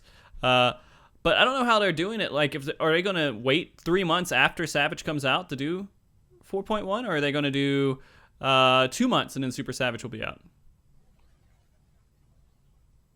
I don't know. Because I mean, it should still be 3 months between patches, right? It usually is, yeah. Because they didn't do that in 3.0 to 3.1, but that was a big complaint from everybody. So I'm hoping they fix that. I guess we'll see. But only having 2 months of Savage before we have something that's even like much more, I don't know, challenging, seems like a very short amount of time. It's gonna feel like Christmas, man. All the rating, it's nonstop. Jesus, but, I get the feeling I feel like it's gonna probably be delayed a little bit. Nah. But I don't know. I would rather they delay it to get it right. Yeah. Yeah. Take as long as you want. Well, not that long. It takes as long as you take the same amount of time between the last patch and the expansion. Okay, so Omega, we saw what normal looks like. With you guys seeing what normal looks like, are you guys excited from what Savage might look like? Yes, the gears are turning as when it comes to what can change between now and Savage, right? Like so people are thinking about that, and I don't know. It's exciting to think about. Yeah, definitely. So let's hit this maybe turn by turn, and see if we can knock out kind of your thoughts on them. Turn 1. What are you guys calling this, by the way? Are we calling it V1? Are we calling it O1? What are we calling it? I'm waiting for other people to figure it out so I can start calling it that. It's O. Same. It's O. I'm kind of I'm Kionu casually calling it O, but I'm also letting other people decide. So yeah, same. Okay. Okay. O has to be it. I think there's no I way like to get it O. right. I like O1. It's simple. Yeah. Okay, so O1 Savage here. O1S. All right. Please make it V. God, is this going to be like Don't a... make it B. Okay. Because you know the next one, when they release the next one, it's going to be the next Omega, and then it's going to be V1 again. So it's going to confuse people. Or they're gonna make a different letter. It'll be like W1. It'll be like, oh, Yeah. not Maybe O5. you We're call fine. it V5, or I don't know. Just I'll call guess it we'll V5. we'll see if they go with V5 or not, but I don't think it's going to be V1 through 4. But okay, so the first one, like, I barely remembered this fight. I was like, a dragon. All right, so cool. This dragon, I go into this area, and then he casts a couple of abilities. The only thing that I saw that was important to tanks was that lightning tether. Do you guys have anything from that fight that really stood out to you? Yeah, definitely. So Okay. 2 different displacement moves. 2 moves that shift that you lose control of your character and you're blown somewhere. There's Breath Wing, Mm-hmm. which is like a knockback away from the boss in a like not exactly away from the boss, but it's like a It's a linear- horizontal push across the whole arena, right? Everything moves in the same direction. Mhm. So that's Breath Wing, and then there's also Downburst, which is the knock away from the center. In both cases, you're going to have to plan your route and plan where you're standing to not be killed instantly. And so that, Have an AoE, right? yeah. So like I'm thinking things like, the flames are going to detonate nearly instantly in Savage. You won't have that little bit of grace period to like walk out of the AoE like you do in normal. Mm-hmm. So I'm really excited about the concept of that. The movement plus maybe they'll add in something like Levin Bolt, where you have to not only plan your movement but also be away from the rest of your raid. Not to mention the stack mechanic, where you have to Mhm. move away, and then everyone has to converge back to one spot. Mm-hmm. Okay. So there's a lot of mobility stuff in that fight, and actually in a lot of these fights, like Omega sort of has this sort of mobility theme to it. It's the standard like stack and spread, but with a little bit of a twist. A lot of pushes, a lot of losing control of your character, which I don't know. I think is interesting. Nah. I mean, like, when we get into that, I start thinking about O3, and I'm like, oh my goodness, this is going to be very interesting, especially at the about phase and everything. But I sticking with O1, I don't know. Maybe it's just too easy right now. Maybe that's why it didn't stand out too much to me. Tell me, so basically you're thinking just that fight in particular, its kind of signature move is going to be pushing you around, and you have to be in the right placement.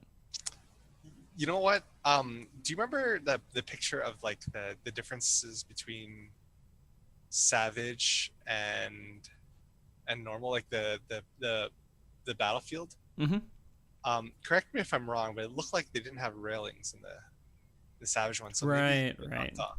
So anytime there's a fight where the boss pushes you around Mm-hmm. and you can fall off, like usually those 2 things go hand in hand. So I Mhm. wonder if that becomes a fight where you can fall off. Okay. So In addition to having to deal with all these other mechanics like sliding floor, the ice in the floor and mm-hmm. stuff like that. Oh, Right? you're right, because the ice. Yeah. Maybe. Because So I was if- thinking when I was doing the ice, I was like, man, Slide this off is the easy. platform. You can Yeah. slide off the platform. You can get knocked off the platform. You can get, so many ways you can fall off. So I wonder if that's going to be a part of that fight. Okay. And just as a like refresher for people that maybe they don't remember the fight as fresh in their Mhm. mind, there's a part in the fight of O1 where it casts the classical elements, and the first time it does that, it spawns the flames on the outside ring, Mhm. and it summons thin ice, so you're sliding around, and then it does downburst. That all happens at the same time, but you get to position yourself for the downburst before the thin ice hits. So you get knocked to the outside rim by the downburst, and then you slide back into the middle to avoid the flames, and then you're affected by Levin Bolt, where you have to spread out, so everyone like slides to the outside to get away from each other for the Levin Bolt. So it's just like all that movement at the same time with dodging AoEs and things. I mean, I guess if you combine that with the potential to be knocked off, that sounds really chaotic and savage. And later on, there's like it's not the entire outside that explodes, but it's like the four fires that get knocked away from the middle by downbursts explode. So the safe zones on the outside are in between the flames. I don't know. There's some very interesting positioning subtleties in that fight that I think we're going to see a lot more of in Savage that I'm really excited about. Because like I really liked Titan Extreme's clock bombs. If you remember, like in the last phase, the first set of bombs dropped and there was spaces in between them, and then the second set of bombs will drop in that space. And the difficulty for a lot of people in grasping how to handle that mechanic was fun to me. And to have that brought back, potentially something similar to that in that fight is exciting. But you have to think like 2 steps ahead, basically, right? Yeah, exactly. I mean, you combine that with like maybe the knockback has 11 bolts on him, so not only do you have to plan where you're going, but everybody has to have specific clock positions. I don't know. From a planning perspective, I get excited. But then again, it's the first fight in the tier for Savage. It's probably going to be pretty easy, so there won't be anything too hard. But I'm still excited. The sliding, like I forgot about the ice skating completely, and that's kind of funny now because now I'm thinking about it. You're gonna have skill for players who know how to slide properly. That's gonna be awesome because we haven't really seen that for a while. What's the other? There was at least one other fight that had it after Shiva. What was the other one? Royal Menagerie. That feels too recent. Okay. I don't know. Maybe I thought it was something in 3X. But yeah, that's pretty. Now I feel a little bit more excited about it because I remember the flames moving, and so basically you're gonna have to figure out how to slide after he pushes you, and it depends on where the flames are, and they might have different patterns. Hullbreaker hard mode had a sliding floor boss, but that snail. Yeah, the snail. Okay, there we go. That's right. And I feel like that wasn't used enough. I don't know why. I feel like they should. I don't like it. I don't know what I just don't like it. Well, you know, from I might warm up to it, but it's just like every time there's a sliding floor mechanic, I'm like, oh god, not this again. This is fun. But you know, it's something that they can make fun, right? With that being said, just kind of adding on to what Keo said about like positioning and stuff like that. Like, I think Savage will just require really precise positioning. It's like, okay, stand exactly here, slide exactly this direction, right? Whereas normal right now, it's just like YOLO. Oh, it looks like we have the spread out mechanic. Let's just don't slide in the same direction as somebody else. That's it, right? And if you get hit by 2, fine, whatever. Okay, all right. So let's hit a little bit on 2 here. This one, a lot of people are not happy about. Most people they hate doing it with groups of people they don't know for sure. And they also, I kind of like the levitate mechanic, but Keo, you also said that you don't like the levitate mechanic as much. I don't know how popular or unpopular my opinion on this is, but I felt that O2 in general, that whole levitate up down danger mechanic was really interesting to learn, but that once you knew what you were doing, it was really boring to execute. Like executing is literally just, I already know the answer to this puzzle. Let me just go stand here. And there was no reflex to it. There's no dodge it as the thing comes up. No, you literally just go to point A at any point in a 30-second window and stand there. And that's it. Well, I mean, how they would probably change that up is they would cut that 30 seconds down to like 5 seconds, right? And then they would make it variable. That would be the variable right there. It's like, what pattern are they going to use? What do you have to do? I would think, right? Well, you know, the thing is, when they make Savage modes, they tend to add a lot of things. You know, sometimes it doesn't even feel like Savage mode is normal mode with a bunch of things added to it. It actually feels to me that normal mode is Savage mode with a lot of things removed. So that's, even though that's almost the same thing, right? But that's how, when I was looking at Alexandra, that's how it felt to me. It's just like, yeah, looks like they removed this from normal. Not so much they added this to Savage. So I wonder, there are a lot of ways they can make that levitate more interesting, where it's like 4 people need to stack for this mechanic, 4 people need to stack for this, but you know the stacking mechanic, there's one part in the fight where one person has a stack mechanic and the other low or high, and the group has to react. Okay, if it's low, we gotta stay low, because you have to be the same altitude as the person you're stacking with. Well, what if there's two going at the same time, where you have one group of 4 that's low, one group of 4 that's high, and maybe different parameters that determine who can be high and who can be low. So I think they can get really creative with that, with what they already have. So I actually have high hopes for the Savage version of that fight. Dude, I gotta say, I have the exact same thing you just said written in my notes. That's awesome.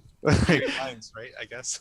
My note says gravitational manipulation is my biggest hope here. Something interesting like requiring 4 people to go up for the stack, but needing 4 people on the low ground at the same time would be really interesting. Man, why aren't we in game design? Oh my god. Yeah. Jesus, dude. You guys have pretty much I don't know, maybe Bach has access to all your files and he's just kind of reading this stuff so he can look good. Yeah, I didn't have to prepare. I just went and hacked Keel's computer and just studied all the files. Bach's secretly Russian. Yeah. So I was actually thinking it might be helpful and also maybe make use of all this research I did. Just a quick overview of the fight like I did for 01. Yeah. I'll just try to be fast as I can. So sure, Earthquake, just pulsing AoEs it's actually 1 AoE on the ground, gives you a vuln stack if you get hit. Just got to be floating. 6 Fulms under. It's not actually a cast bar, it's a debuff that goes on you, and you sink slowly unless you fly. Evil Sphere is the tank buster. 100 Gs just removes your levitation, puts you on the ground. Minus 100 Gs flings you into the air, and you take damage when you land. Gravitational manipulation is a stack marker that also levitates somebody, makes them rise up. And you have to have everybody else rise in order to eat the stack together. Maniacal Probe puts the 4 probes out. Epicenter makes those probes get eyeballs over them if they're going to create a giant AoE. You have to move away from the ones with eyeballs. Gravitational Wave is AoE damage, and then Anti-Light is the petrifying orbs that are either on the high ground or low ground. The yellow and the blue, right? Yeah, the yellow and the blue. That's Anti-Light. And then it just does Demon Eye, which is the same as any gaze petrify attack, just like Thornton. You know what? Kind of adding on to that thing where you have to have 2 separate stacks, one high, one low. Well, what if that occurred at the same time as Anti-Light, where the safe spot for high is like in the north and the safe spot for low is like in the west? So like you have to like coordinate who goes where, and figure out. Yeah, 2 separate stack markers. There's a lot of design space in that fight, right? Like just building off of what they have in normal right now. And I thought the negative 100 Gs was actually pretty interesting. By the way, 100 Gs is a lot, guys. That's a lot. That's a lot. I feel like they kind of overdid it by saying 100 Gs. Because if they did 100 Gs to put me on the ground, I'd be dead. Well, Shiva has a thing called Absolute Zero that should kill you too, but it actually doesn't do any damage. Yeah. Weird, man. But anyways, negative 100 Gs, it throws you in the air. I thought that was a really, really interesting mechanic that did nothing. That they could have built on to do a little bit more, because it throws you in the air and that's all it does. You just come back and you never see it again. Did you notice that it has an AoE marker around you, but it doesn't do anything? So when you get afflicted by 100 Gs and it brings you down, there's an AoE indicator on you that appears when you get lowered, but it doesn't appear to do anything in normal mode. I'm wondering if that's going to be a spread mechanic in Savage for every 100 Gs, something like that. Interesting. I didn't notice that. I mean, the other things that people kind of notice, that just probably doesn't mean anything, but there's like little tonberries and stuff kind of on the ledges. Maybe you have to be thrown up in the air at certain spots to avoid damage that could come from whatever would be out there. I don't know. It's just a random thought. Oh man, the like negative 100 Gs throwing you in the air, and you have to like turn your camera upward to not be thrown into like a knife or something. You have to know what's above you, right? You have to kind of look above you and make sure that you're not going to get stabbed in the back when you get thrown up. I doubt that's going to be there, but I doubt. It would be nice. It'd be interesting, I think. But yeah, I mean, they throw you really high too. And one of my thoughts a long time ago, and I've been saying this for a while, is they should just make it to where if you, instead of falling off, they just throw you into the ceiling and kill you. And so you just hit spikes or something, and then you die. And so that could be like a fail mechanic. And that would just be awesome to see that happen in the game, because then you could still land on the platform or whatever, and you can be rezzed and everything else. So I'm hoping that it starts to become a fatal mechanic, to where has to be a way. Maybe they instead of having levitate, they have levitate, and then they have like something like leaden or whatever that keeps you on the ground. and you have to avoid going up. Well, see, that's the thing though, is that what's his face? Nero says after the fight's over, he's like, "Ah ha ha! Did you notice that you can't go to the ground? That's intentional. You're not supposed to be able to lower yourself down to the ground or something like that." But Right. I don't know. It makes me sad. I would like to see more options. But Go like the ability to go both up and down. Yeah. I don't know. That fight, I feel like, is going to be the second fight. Always seems to be like their test fight, where they try out interesting mechanics. Like A6, you had a new type of fight where it was like you had 4 bosses in a row you had to defeat. You had A2, where you had the go-karts, which everybody loved, I'm sure. And then you had what was 10? God, why am I forgetting this already? Oh yeah, it was the horizontal. It was a line arena, where it wasn't super experimental, but it was different, right? I guess. yeah, But I mean, the other two were definitely experimental with what they were doing. And so maybe this is their experimental fight. They're going to try out doing these new mechanics. And they seem to be like throwing in buttons in the fights and everything else to try it out. And I feel like they're doing this so they can make the fight seem more engaging and more diverse and interesting just by throwing in these mechanics that you have to activate on the side. How do you guys feel simply by just them doing that? A mechanic is a special button for that fight. I like it. I think that it's interesting as long as it's not implemented like Vril is. Yeah. I think it has a lot of potential. Like there's a lot of design space there, but yeah, Vril is kind of stupid, but not because you have to press the button. It's because it's not punishing. Zero thought process. Yeah. It's like, does the boss have Chinchilla? Yes. Do I have the Vril up? No. Okay, click it. Like, that's literally what it is. Yeah. But Yeah. A lot of stuff they could do. For me, a lot of it was the voice calls as well. I think I got so sick of hearing the word Vril in voice comms after like 2 days of doing Lakshmi. I still did it and with the voice comms and everything else, but after a while it's just easy and simple. It doesn't make any sense to call it out anymore. You know what? I'm going to make a small note on normal mode here, and my experience with my group is even though these mechanics were easy, like a lot of stuff didn't require too much, I still actively communicated with my other tank. And I would be like, hey, I'm doing reprisal on this. Use reprisal on the next one or something like that. And I tried to coordinate cooldowns and everything else just to say, how can I push myself on this? And it felt fun, man. Even though there wasn't like a lot to it, it felt fun finding out ways to do extra stuff with reducing damage. I don't know. Did you guys have any experiences like that? I mean, I've been coordinating a lot more with my co-healer lately, but I don't know. I've always been a really talkative person in raid. Okay. I'm always saying I'm doing this here. Here's where my Endom's going. Here's where my Dawn is going. Here's where Chain Stratagem is going. And I don't know. I'm surprised my raid mates haven't told me to shut up yet, honestly. Bach, do you sometimes do like these calls and stuff with new content, even though it's not going to be challenging or anything? Yeah. With my raid group, well, we're all really talkative, so like there's no shortage of people making call outs. Just general banter, but like sometimes we do like teaching groups and stuff for Lakshmi and whatever, like, and so we'll invite people to Discord. So sometimes, you know, if I'm like teaching people how to do the fight, then yeah, I'll probably do call outs. I gotcha. The only reason I bring it up is like I feel like I'm ready to do serious hard content again. Like my blood's there, and I'm just like I'm ready to go out there and have a challenge and go out there and do call outs and raid lead and things like that. It's time. Do you guys feel that urge right now? Yeah, totally. I mean, I'm pretty hyped. Yeah. I'm mostly just eager because it's been so long. I mean, how long ago was Creator? Exactly. Holy crap! I am just Creator. I can't wait. Holy shit! That was October. It's been it came out in September. No. September. Yeah, end of September. Wow. I mean, it's been ages, man. We need a raid, and this raid like looks promising. So I'm excited. All right.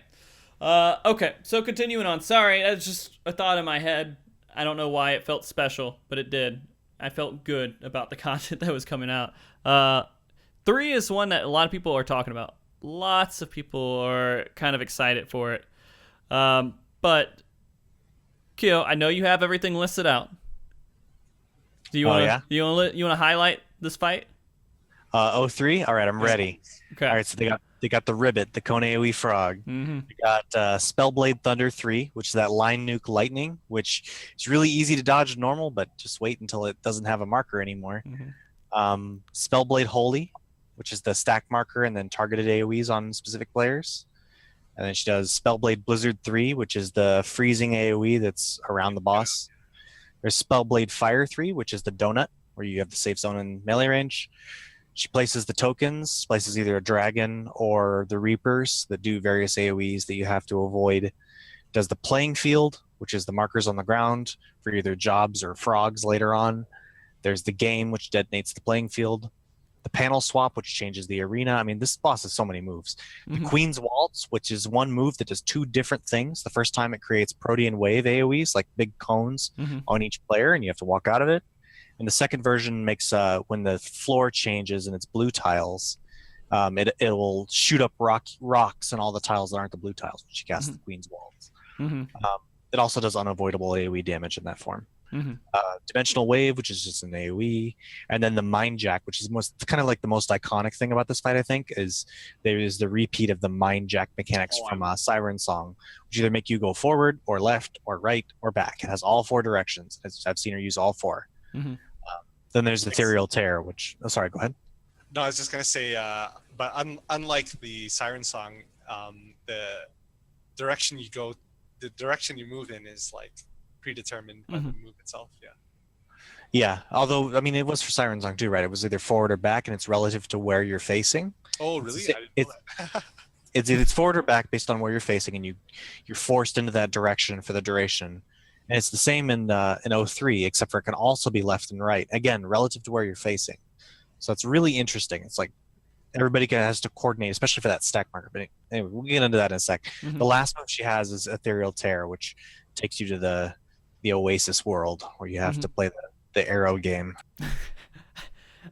Real quick, how do you guys feel about the arrow game? They put some work into it, obviously, right? For speedruns, people are going to get really pissed off at you if you go the wrong way. Don't get the damage and speed buff, huh? Yeah. The only extra note to this, too, is that she does have a different dialogue if you get there quick. So it's definitely going to be a timed event, I think. And if you don't do it fast enough, they kill you. Is my guess on that. That part intrigues me the most as to what it'll look like in Savage, because, I don't know, I just thought that part was like really unique and goofy. I don't know, man. After the active time event really didn't change in A11, I'm suspicious that phase is going to be the exact same. Yeah, that's true too. Because it doesn't seem like it's easy to completely change that for Savage. I don't know. Well, we'll see. We'll see for sure. Is there any other abilities? I think that was it, right?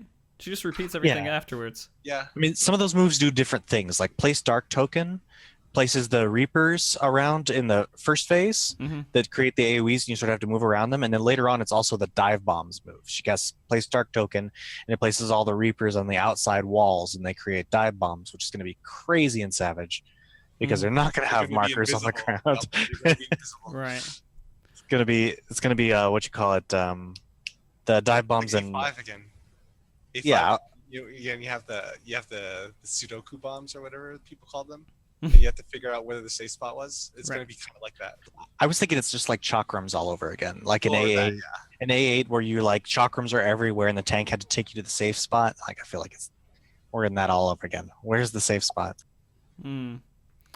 So here's an interesting thing. The dragon, I think, is kind of notable, and Mighty Term One here said that they didn't have a lot of ads in Omega. This is the only ad that I can remember in Omega so far. Did you guys notice that? Like actual ad that you would have to fight and pick up. True. Actually, I didn't think about that, but you're right. Oh, the dragon? Yep. Like they don't have a whole bunch of ads in these fights. They just pop up and you have to take care of them. Yeah, I guess you're right. I didn't think about it at all, so thanks for bringing that up. I mean, I don't know if they're trying to shy away from it, or we just aren't seeing it because they're going to throw it in Savage. Anything can change in Savage. I think anything can change in Savage. This fight is going to be very, very interesting. And I'm glad they threw the Protean Wave stuff in there on the third fight of the first tier. Just as it felt kind of like a throwback to me for some reason. I never thought of it that way, actually. Yeah. And so it's going to be kind of interesting to see how this fight turns out, because it looks like it's going to be mechanic heavy. There's going to be lots of neat things they can do with the game, right? My favorite thing is seeing people turn into frogs on that fight, and not. What if it's dynamic panels? Like the panel for your job might be missing from the list when she summons the game, and it might be a frog instead, and you have to like look and see whether you need to get in front for ribbit every time. And maybe they're not the 4 panels in the middle every time either. Yeah, they could be in random spots on the because there's lots of squares everywhere. They don't have to always be in the middle. We were joking about the off tank off healer thing. We're just like maybe that differentiates between off tank and off healer. Whoever does most DPS has to be in a different. And then the thing is, it's just something. Maybe there's an off frog and a main frog. Oh God. Oh Jesus. I think I'm looking forward to see what they do with this fight the most. And I think the mechanic that most people are seeing in this one is the about face and moving in the same direction with the AoE afterwards. And also having it to where 2 people can't stand in the arrows. Because they have the circle and they could kill everybody like that. And so I feel like I'm pretty sure because you can cheese this pretty easily by just having everyone go behind the boss and look the same way at the boss. Exactly. I wonder if they're going to do something to where different members are going to have to go different ways. Yes, and not only that, but maybe like you mean there are 2 circle markers and then a stack marker. So if you have the circles, you can't go the same way, obviously, because the circles will overlap each other. So one goes north, one goes south, the party goes east. And that on top of the fact that they're the blue squares that are safe, right? Dude, that's legit. So if you think of all 3 of those things at the same time, it's like, okay, I have this marker, I'm going this direction. I have this marker, I'm going this direction. And all the people who have to stack are going in this direction. But whatever direction you have to go in is limited by the blue squares. So it's gonna. I almost guarantee you that's how it's gonna work. And people are gonna have such a hard time, especially if they don't know military terms, because they have to learn this stuff out, right? They're gonna figure it out. It's kind of like the nautical terms for that one boss. Yeah. What's that dungeon? Wait, what do you mean military? Military, whatever. About face, that stuff, right? Face, yeah.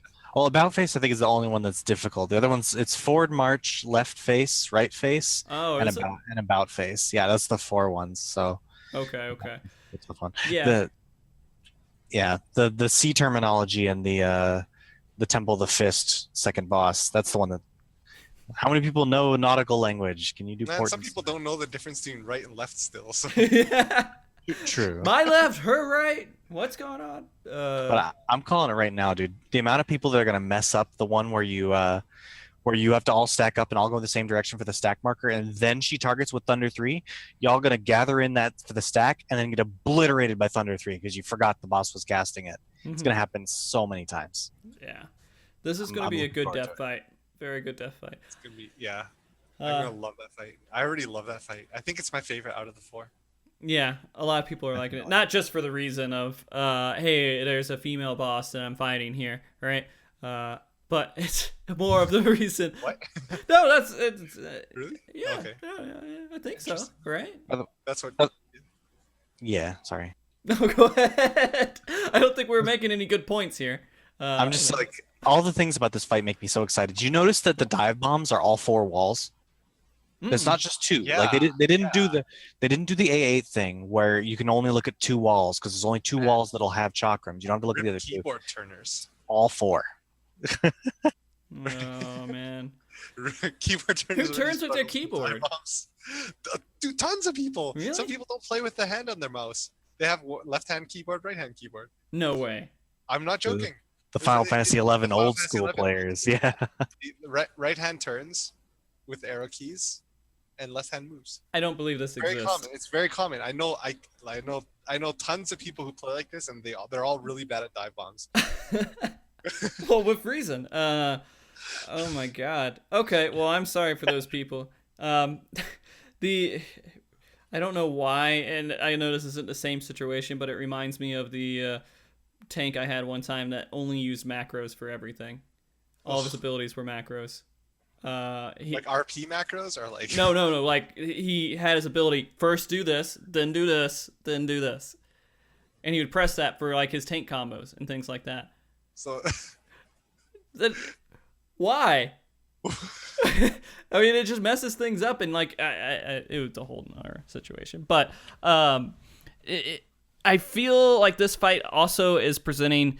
I hope that puzzle does more than just stays the same. I'm hoping. I don't think that it's going to be like the active time maneuver. I feel like they're going to actually build on this a little bit. I hope so. Maybe there's something. I hope so too. Yeah. And I think people are going to complain about it. People are going to be really upset. They're like, I'm not playing this game to do puzzles or whatever. I just want to sit here and do my DPS. And then now I have to add this extra mechanic where I actually have to think and see where I need to follow the sand moving. But I will be excited for it. I'm still just thinking about, like, I did that fight a couple times after thinking. I tried to go into the fight and imagine in my head that all the AoE markers were gone. There were none. Mm-hmm. And just like, you remember Mega Beam and how many people got hit by Mega Beam? Guilty as Like charged. a boss just turns around very obviously, the largest thing in the room, and faces you and just sits there and charges this attack, and it still hits you. And this boss has so many AoEs that are similar to that in nature that I wonder about how hard that fight's going to be without markers. So how many they're going to remove? Because I think there'll still be some. Yeah. A11, of course, right? That was that fight. That's what kind of helped make it savage. Is taking away those markers. God, there was some other thought. The prizes, right? When she said, "Hey, I got a prize for you," I want to see if they actually do something with that. Besides just like, oh, you live, right? I want to see if like you get something on the ground and someone has to interact with it, or something of that nature. I can't think of anything though. I'm not creative enough to figure out what prizes would be for getting there in time, or for doing a mechanic properly, or the whole group doing a mechanic properly. Do you guys have any ideas about that? Not really. I don't know. I think there's like an infinite number of possibilities when it comes to that. So I don't know. I'm excited to see what they come up with. If they keep it the same as normal, I'm gonna be super disappointed. Yeah. It's going to be really hard for that fight to be a disappointment, though. Like, let's be real. Like, they could do almost anything to that fight. It's still going to be a lot of fun, as long as it's hard. As long as it's hard, yeah. As long as it's difficult to execute, it's going to be fun. I think most people are banking on being stepped on that fight. They're hoping. I'm telling you, man. I don't know. Maybe it's just the people I hang out with.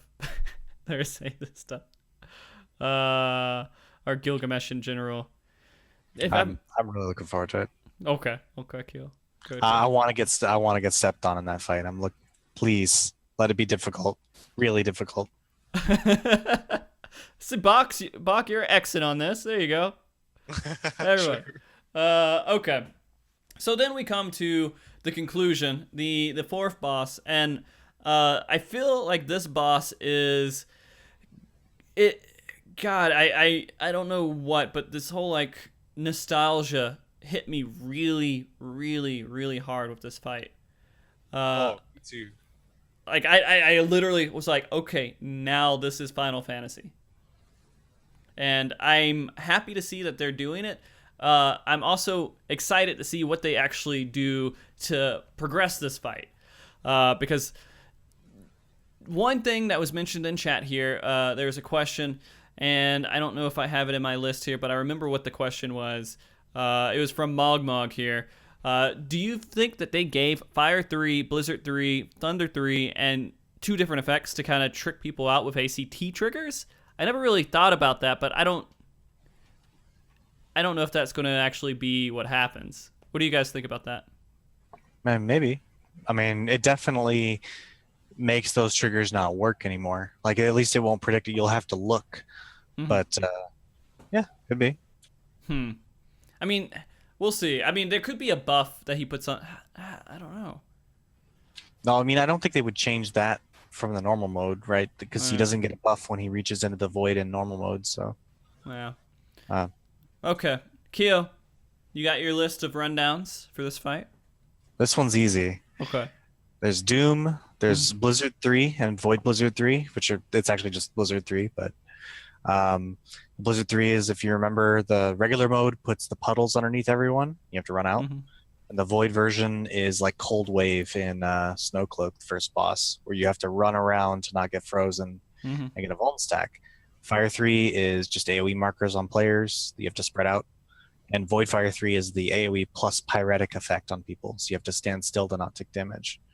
Thunder 3 is the tank buster. Void Thunder 3 is just get away from him, or he paralyzes you and adds a Vuln stack. Vacuum Wave is his knockback, knocks you away from him. Holy is a stack marker.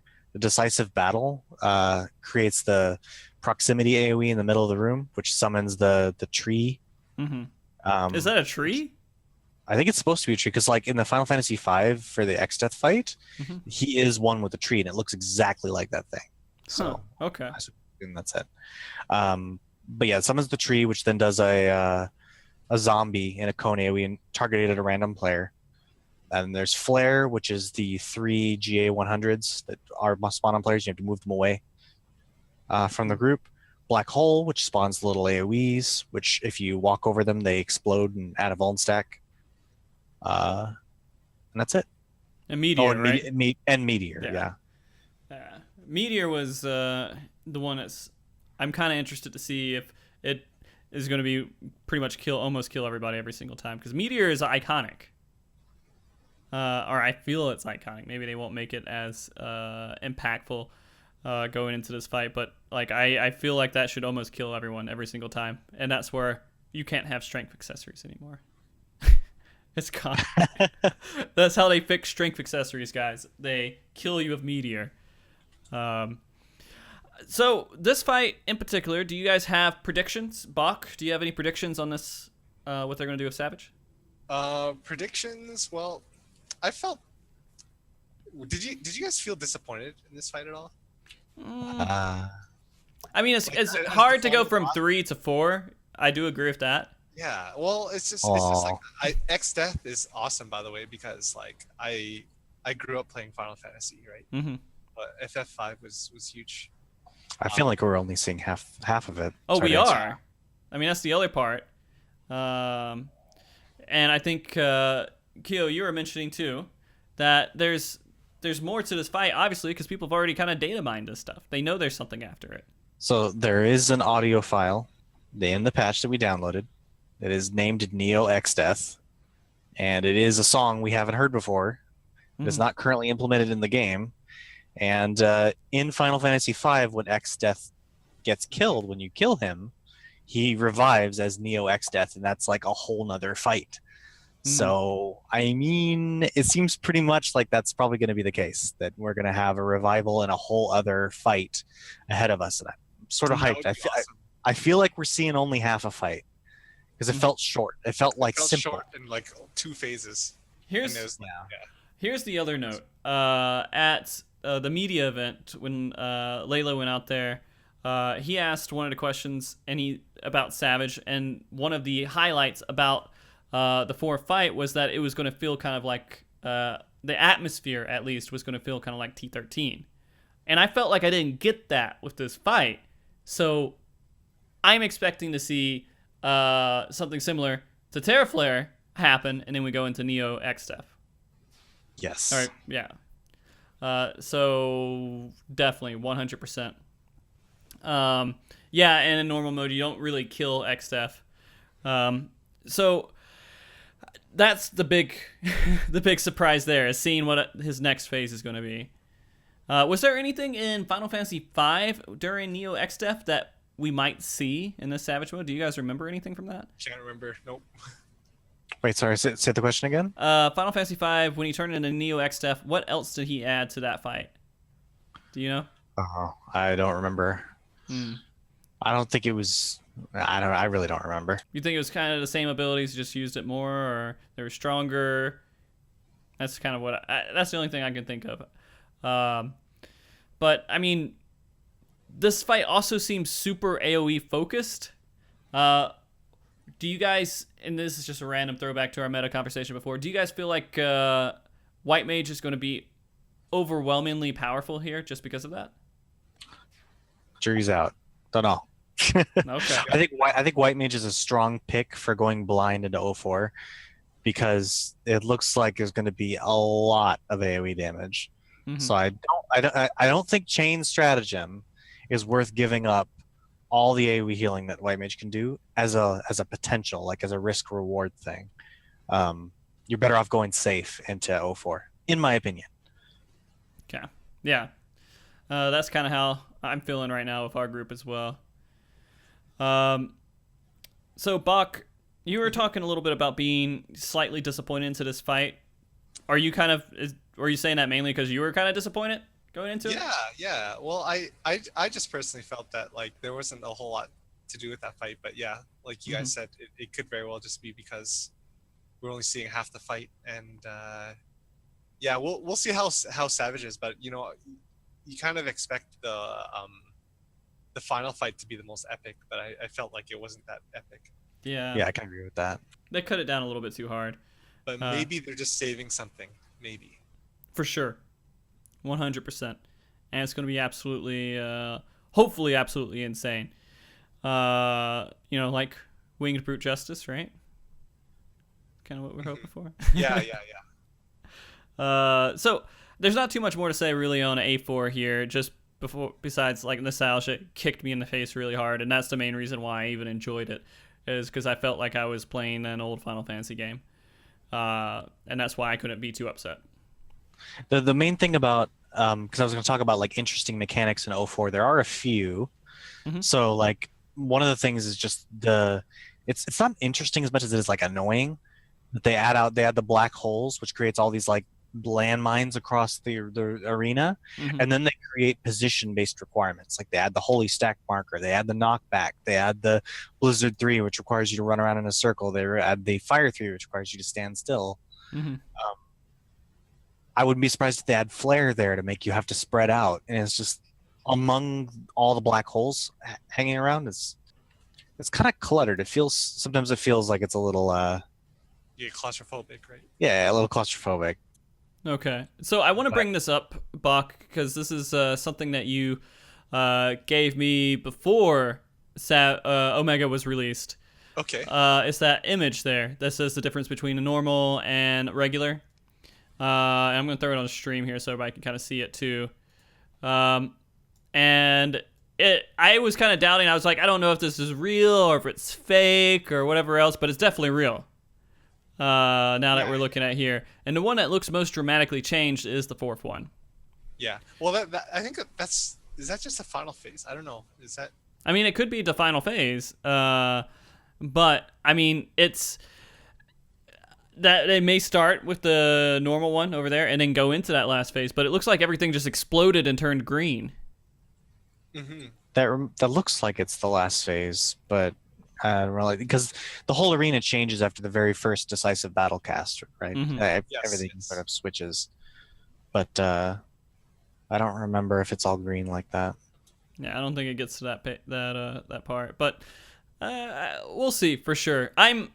The other ones, like the first one, just looks like, again, the arena kind of comes off a little bit. The second one, it looks like the arena maybe came off a little bit there. You can't really see too much. It kind of gives you a top view. It doesn't look like too much has changed in the third one. Maybe no railing on that as well, and then you get into no railing on anything. Yeah, it looks like they just take the railing off of pretty much everything, which is interesting. I like fights where you can fall off. Wait, falling off on 03 in addition to all the other stuff? No, I'm hyped now. That's actually true. Yeah, I mean, it looks like it. It's hard to see. It's like when you do the about face thing and you're too close to the edge. Oh man. Oh, they're saying the green part's normal mode too. Oh my god, I don't know how I didn't notice it. It didn't seem normal to me, but then again, we'll see. All right, this all being said, do you guys feel like Savage rating right now is going to we're hopeful. I mean, it sounds like you guys are hopeful. Oh yeah, totally. I have like I didn't know what to expect, and like I said earlier, like looking at the normal modes, to some people, that's their end game, but for us it's a preview to our end game, right? Mm-hmm. So Mm-hmm. based on what we've seen now, I'm super excited. I think everything's awesome. I think the mechanics that they previewed were pretty cool, and like the atmosphere is cool, and there's actually variety now. It's not robots, Huge variety. goblins and robots now, right? Yeah, this is the most variety I've seen in like any Savage tier that they've done. It's insane. Mm-hmm. And this whole Omega thing gives them the ability to do it. And I'm pretty sure that's the reason why this whole Deltascape existed, and that like the lore was built up around it, so they could have a lot of fun trying to make new and different bosses, and they didn't feel limited to cogwheels, right? Yeah. And I'm a sucker for fan service, so the fact that Death is like the final boss is like really cool to me. Huge fan service. Yeah. Just hope that the fight lives up to it, and then that'd be great. Yeah. So we were answering a lot of questions here throughout the show, but we can go ahead and touch on what's left here. There's none left. I actually answered almost all of them as they were going throughout the show. If you guys have any questions, last minute questions, go ahead and ask them real quick. And Kerr will pick them up. Triple T asked if I was in the military because I brought it up, and I said no. I was in like a semi Boy Scouts thing for like a little bit of time. That's the only reason I knew it. I did just want to say that I still am skeptical about O2, and I worry that it's going to be kind of Really? But the rest of the fights, I'm still optimistic about 1, 3, and 4. I think 2 is going to be fine, dude. I think there's a lot of stuff they could do with it, but I mean, it's easy to mess up. I think it needs the most work from the normal mode. I agree there, because like you're right. It is fun to learn, but like once you have it figured out, it's like it's just kind of like, stand here at this time, and yeah, it became really, really bland. But I don't remember if I said anything. I probably didn't, actually. The first time we were in there, our whole party died, except for our Paladin, and he lived for 10 minutes against that boss. 10 minutes, solo Paladin. The boss does not do damage. He just doesn't. It's not his repertoire. I don't understand. Yeah. He stops doing tank busters at a certain point, like just stops evil sphering entirely, and it's just, I don't understand. I can't stand a fight that 10 minutes can go by with a tank solo tanking it. Like that is in the realm of 24-man content for me. Like watching the warriors. Content. That's like dungeons. Nah, that's like solo instance content. Exactly. It's the Wall of Roban content. All right, well, we did get some questions in here that I figured we can go ahead and answer real quick. Let's see. First one here. Do we think that we'll see any borderline meta jobs become sleeper picks in Omega? With the job changes, for sure. Anything can happen, right? Because they said they're going to adjust jobs on the raid patch. So there's Based no clue. on nothing right now, like based on what we know now, I'd say Monk is the sleeper pick. Okay. What if they super buff machinist potencies across the board, and it's just like, oh, I mean, like all bets are off because of that. Like they could literally change anything, right? I mean, what they did to Astro and Creator Release, they could do anything. Like I believe them possible of bringing any job up. Or making them completely overpowered and ridiculous and stupid. Yeah. I have to take this job. It is a mandatory pick all of a sudden on a raid patch release. Like they did it before, they could do it again. Yeah. Machinists could be. They could easily just throw 1 or 2 things in there and just, there you go. They're most powerful DPS now. I don't think they're going to be too hard to change if they wanted to make that really, really impactful. But that's my personal thought on that. Question from Varintalita. I don't know if that's a W or a double V. I can't figure it out, dude. Are you going to be tracking World First this time around? We'll see. I may get it going, but I don't know how serious I can go with it. I'll see if I can get some people to assist with me, and then maybe I'll get that going again. Triple T, do you think that Omega Savage will still be around the creator difficulty, or do you feel like it'll be more Midas difficulty?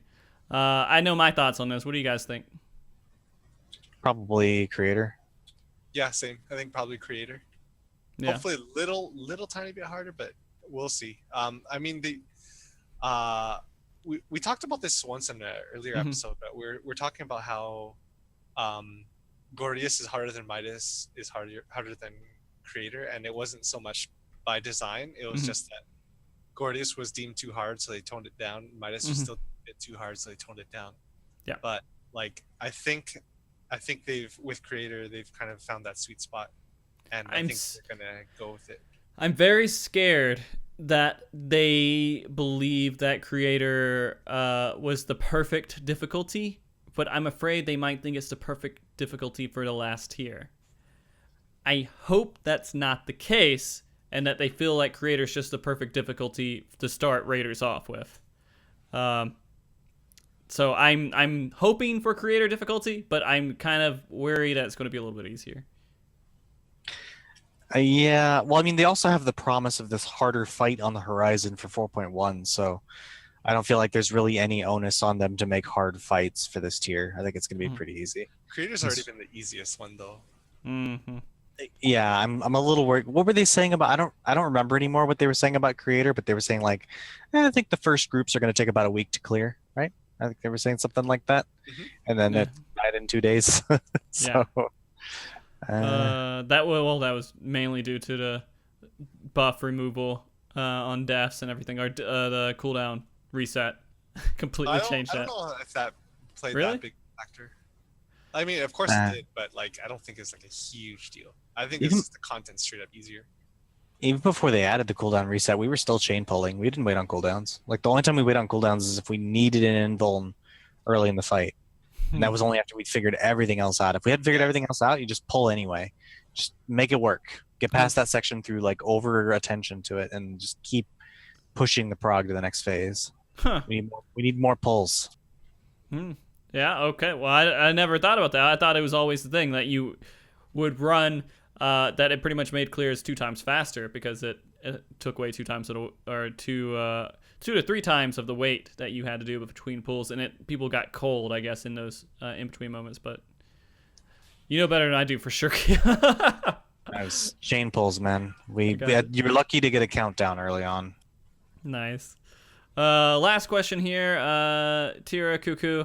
I mean, there's another question, but I won't ask it.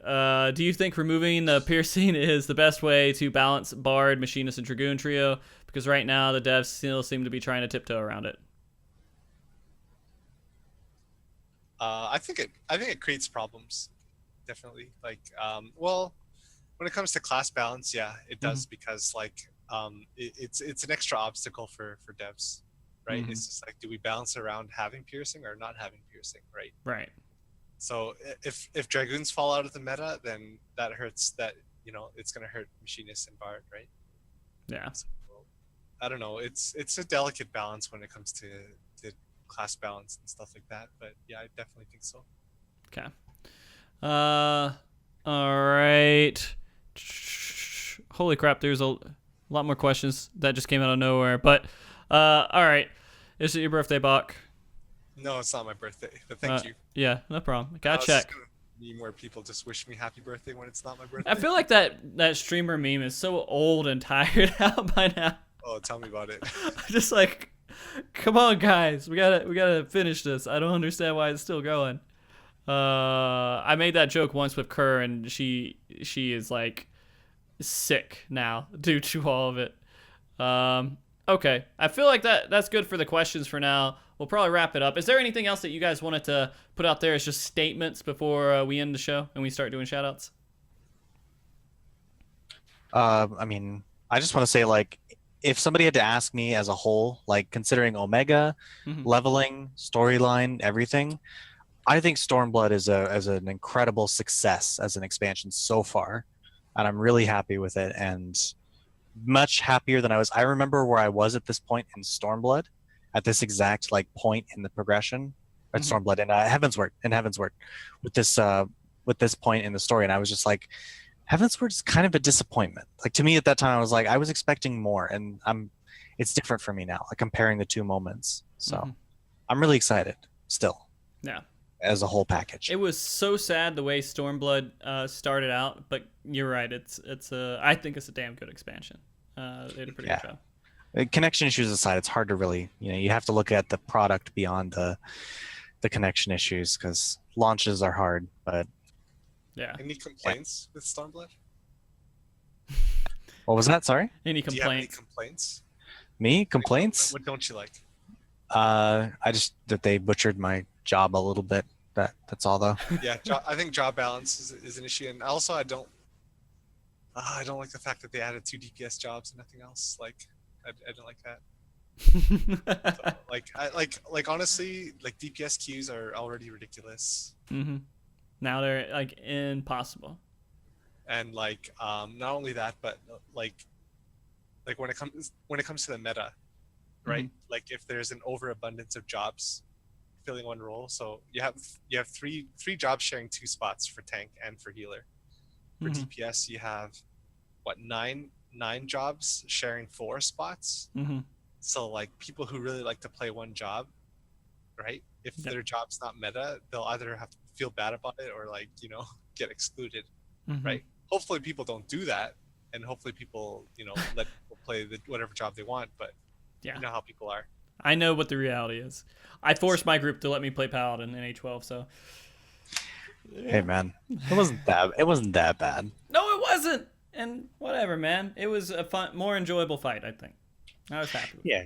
Oh, I'm also disappointed that they didn't nerf Astro. Just Yeah, me too. I I'm Astro main, but the balance is Yeah. I was hoping they would take that RNG factor out a little bit more, like give it a little bit less RNG in that job at least. Because RNG, like overabundance of RNG makes things not as enjoyable, especially when it's either good or bad. And it's not like good, okay, kind of pretty good. It's like, I do like, I guess, that you guys were mentioning that it feels like they kind of fixed Ur a little bit by making it more valuable. like affecting Astro's MP economy was what buffed Ewer. Like Astro having difficulty with MP and dungeons was what affected Ewer. Mm-hmm. But yeah, Yeah, I mean, there's not too much. I'm a paladin, so it's hard for me to complain with this expansion. I'm an Astro, so it's hard for me to complain. I just think that everybody universally doesn't like the fact that a coin flip can make it so you do 10% less damage as an entire raid group for the second half of an entire encounter, regardless of your initial prep. It's just, it feels so awful that that's a complete coin flip. I'm not happy that they did not bring back Feast Chat. Oh, that's terrible. I can't believe. That's true. Yeah. That's one thing that I'm and they haven't talked about it. They haven't done anything with it, and that's one thing that I'm pretty upset about, and I hope that there's actually a discussion that happens soon about it, especially with the new season starting.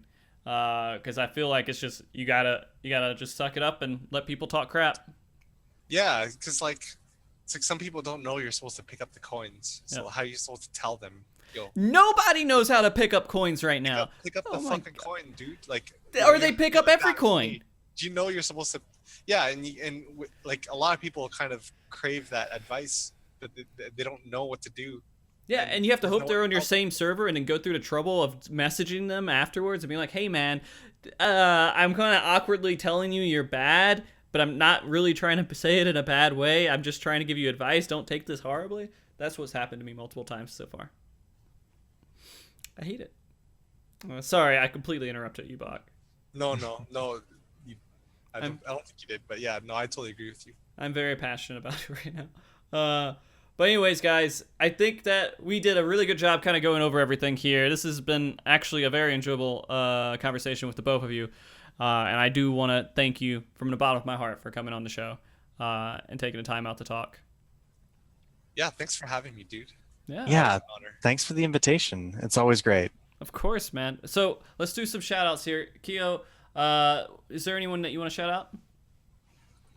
out? I didn't prepare anyone to shout out, but like all of my leveling static on on Gilgamesh in particular. You guys all know who you are. The fact that we made it work in spite of everybody being at completely different stages of the Raubon roadblock, we still managed to do a whole lot of leveling together, and that's great because we were set back by several days from that. Yeah. But we stuck it out. All right, there you go.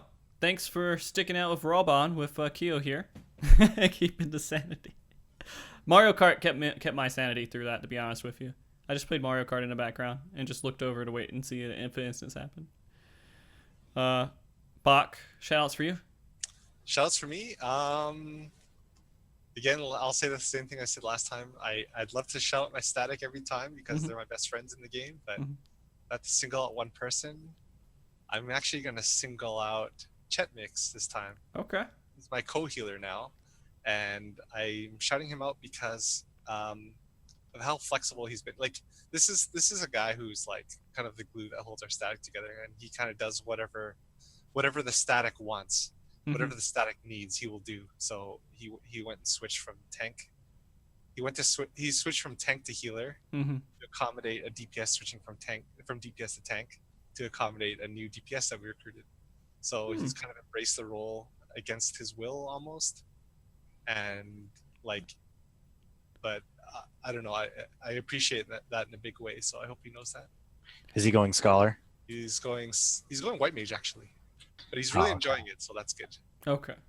As long as he enjoys it. I made that switch a couple of times, and it's rough. But Chet, I know, an amazing player, so I'm sure he'll do wonderful. Oh, yeah, he's like super... His video game IQ is like through the roof, so I'm not worried at all. Excellent. All right. Well, I do want to go ahead and shout out everybody. Thank you very much for watching the show today. You guys have been great taking part in this conversation. And I want to give a thanks to Kerr, who has been helping with the questions. Give a thanks to all the mods in the chat, helping out with the chat. Although the chat has been great today. I don't think I saw a single person banned. So, wonderful today, guys. Also, thank you everybody who's supported the show, whether you're supporting by subbing, supporting by watching, supporting by asking questions, supporting by retweeting. Can I say that? Retweeting on Twitter, anything that you guys have done. Thank you very much for being a part of making MogTalk happen. And next week, I'm hoping that we have our tank show. I have some conversations going in the background to see if we can make that happen. And that will be the last show we have before Savage, which I hope you guys are looking forward to. It's going to be an interesting race. The first race of every expansion is very, very interesting. Kia, would you agree with that? You've had experience with that, right? Yes, definitely the first race of every tier has been interesting so far. Well, this one with all the job changes and everything else, kind of just the whole thing's been shaken up to a certain degree that I feel like is make it more challenging. And so I feel like, go ahead. It's definitely always entertaining to watch the nerds struggle trying to optimize things they're not comfortable with, you know. It was the same at First Coiled. Nobody knew what the hell they were doing, and in Heavens Word the same thing. Everybody's like, what does this job even do? And they're the Savage raids. It's great. Yeah. I still didn't know what Dark Knight did until like A4. So what do your abilities even do? Yeah. So fucking Dark Knight was such a terror to me to try to figure out, and then once I figured it out, I was like, oh, this is kind of cool. Okay, anyways, guys, I will be trying to track that. I'm going to keep a lookout for that. Hopefully I'll get a document going, and we'll see how that works out. There's a handful of people that I know are racing, and we'll see if it's a 2-day race or if it's a 4-week race. Hopefully not 4 weeks. I really don't want it to be, but hopefully at least a week. But yeah, guys, thank you very much for watching. I'm going to go ahead and roll the credits, and we'll be hosting somebody here soon. So stick around. And everybody, guys, say bye and wave. Bye, guys. Bye. Bye. Bye.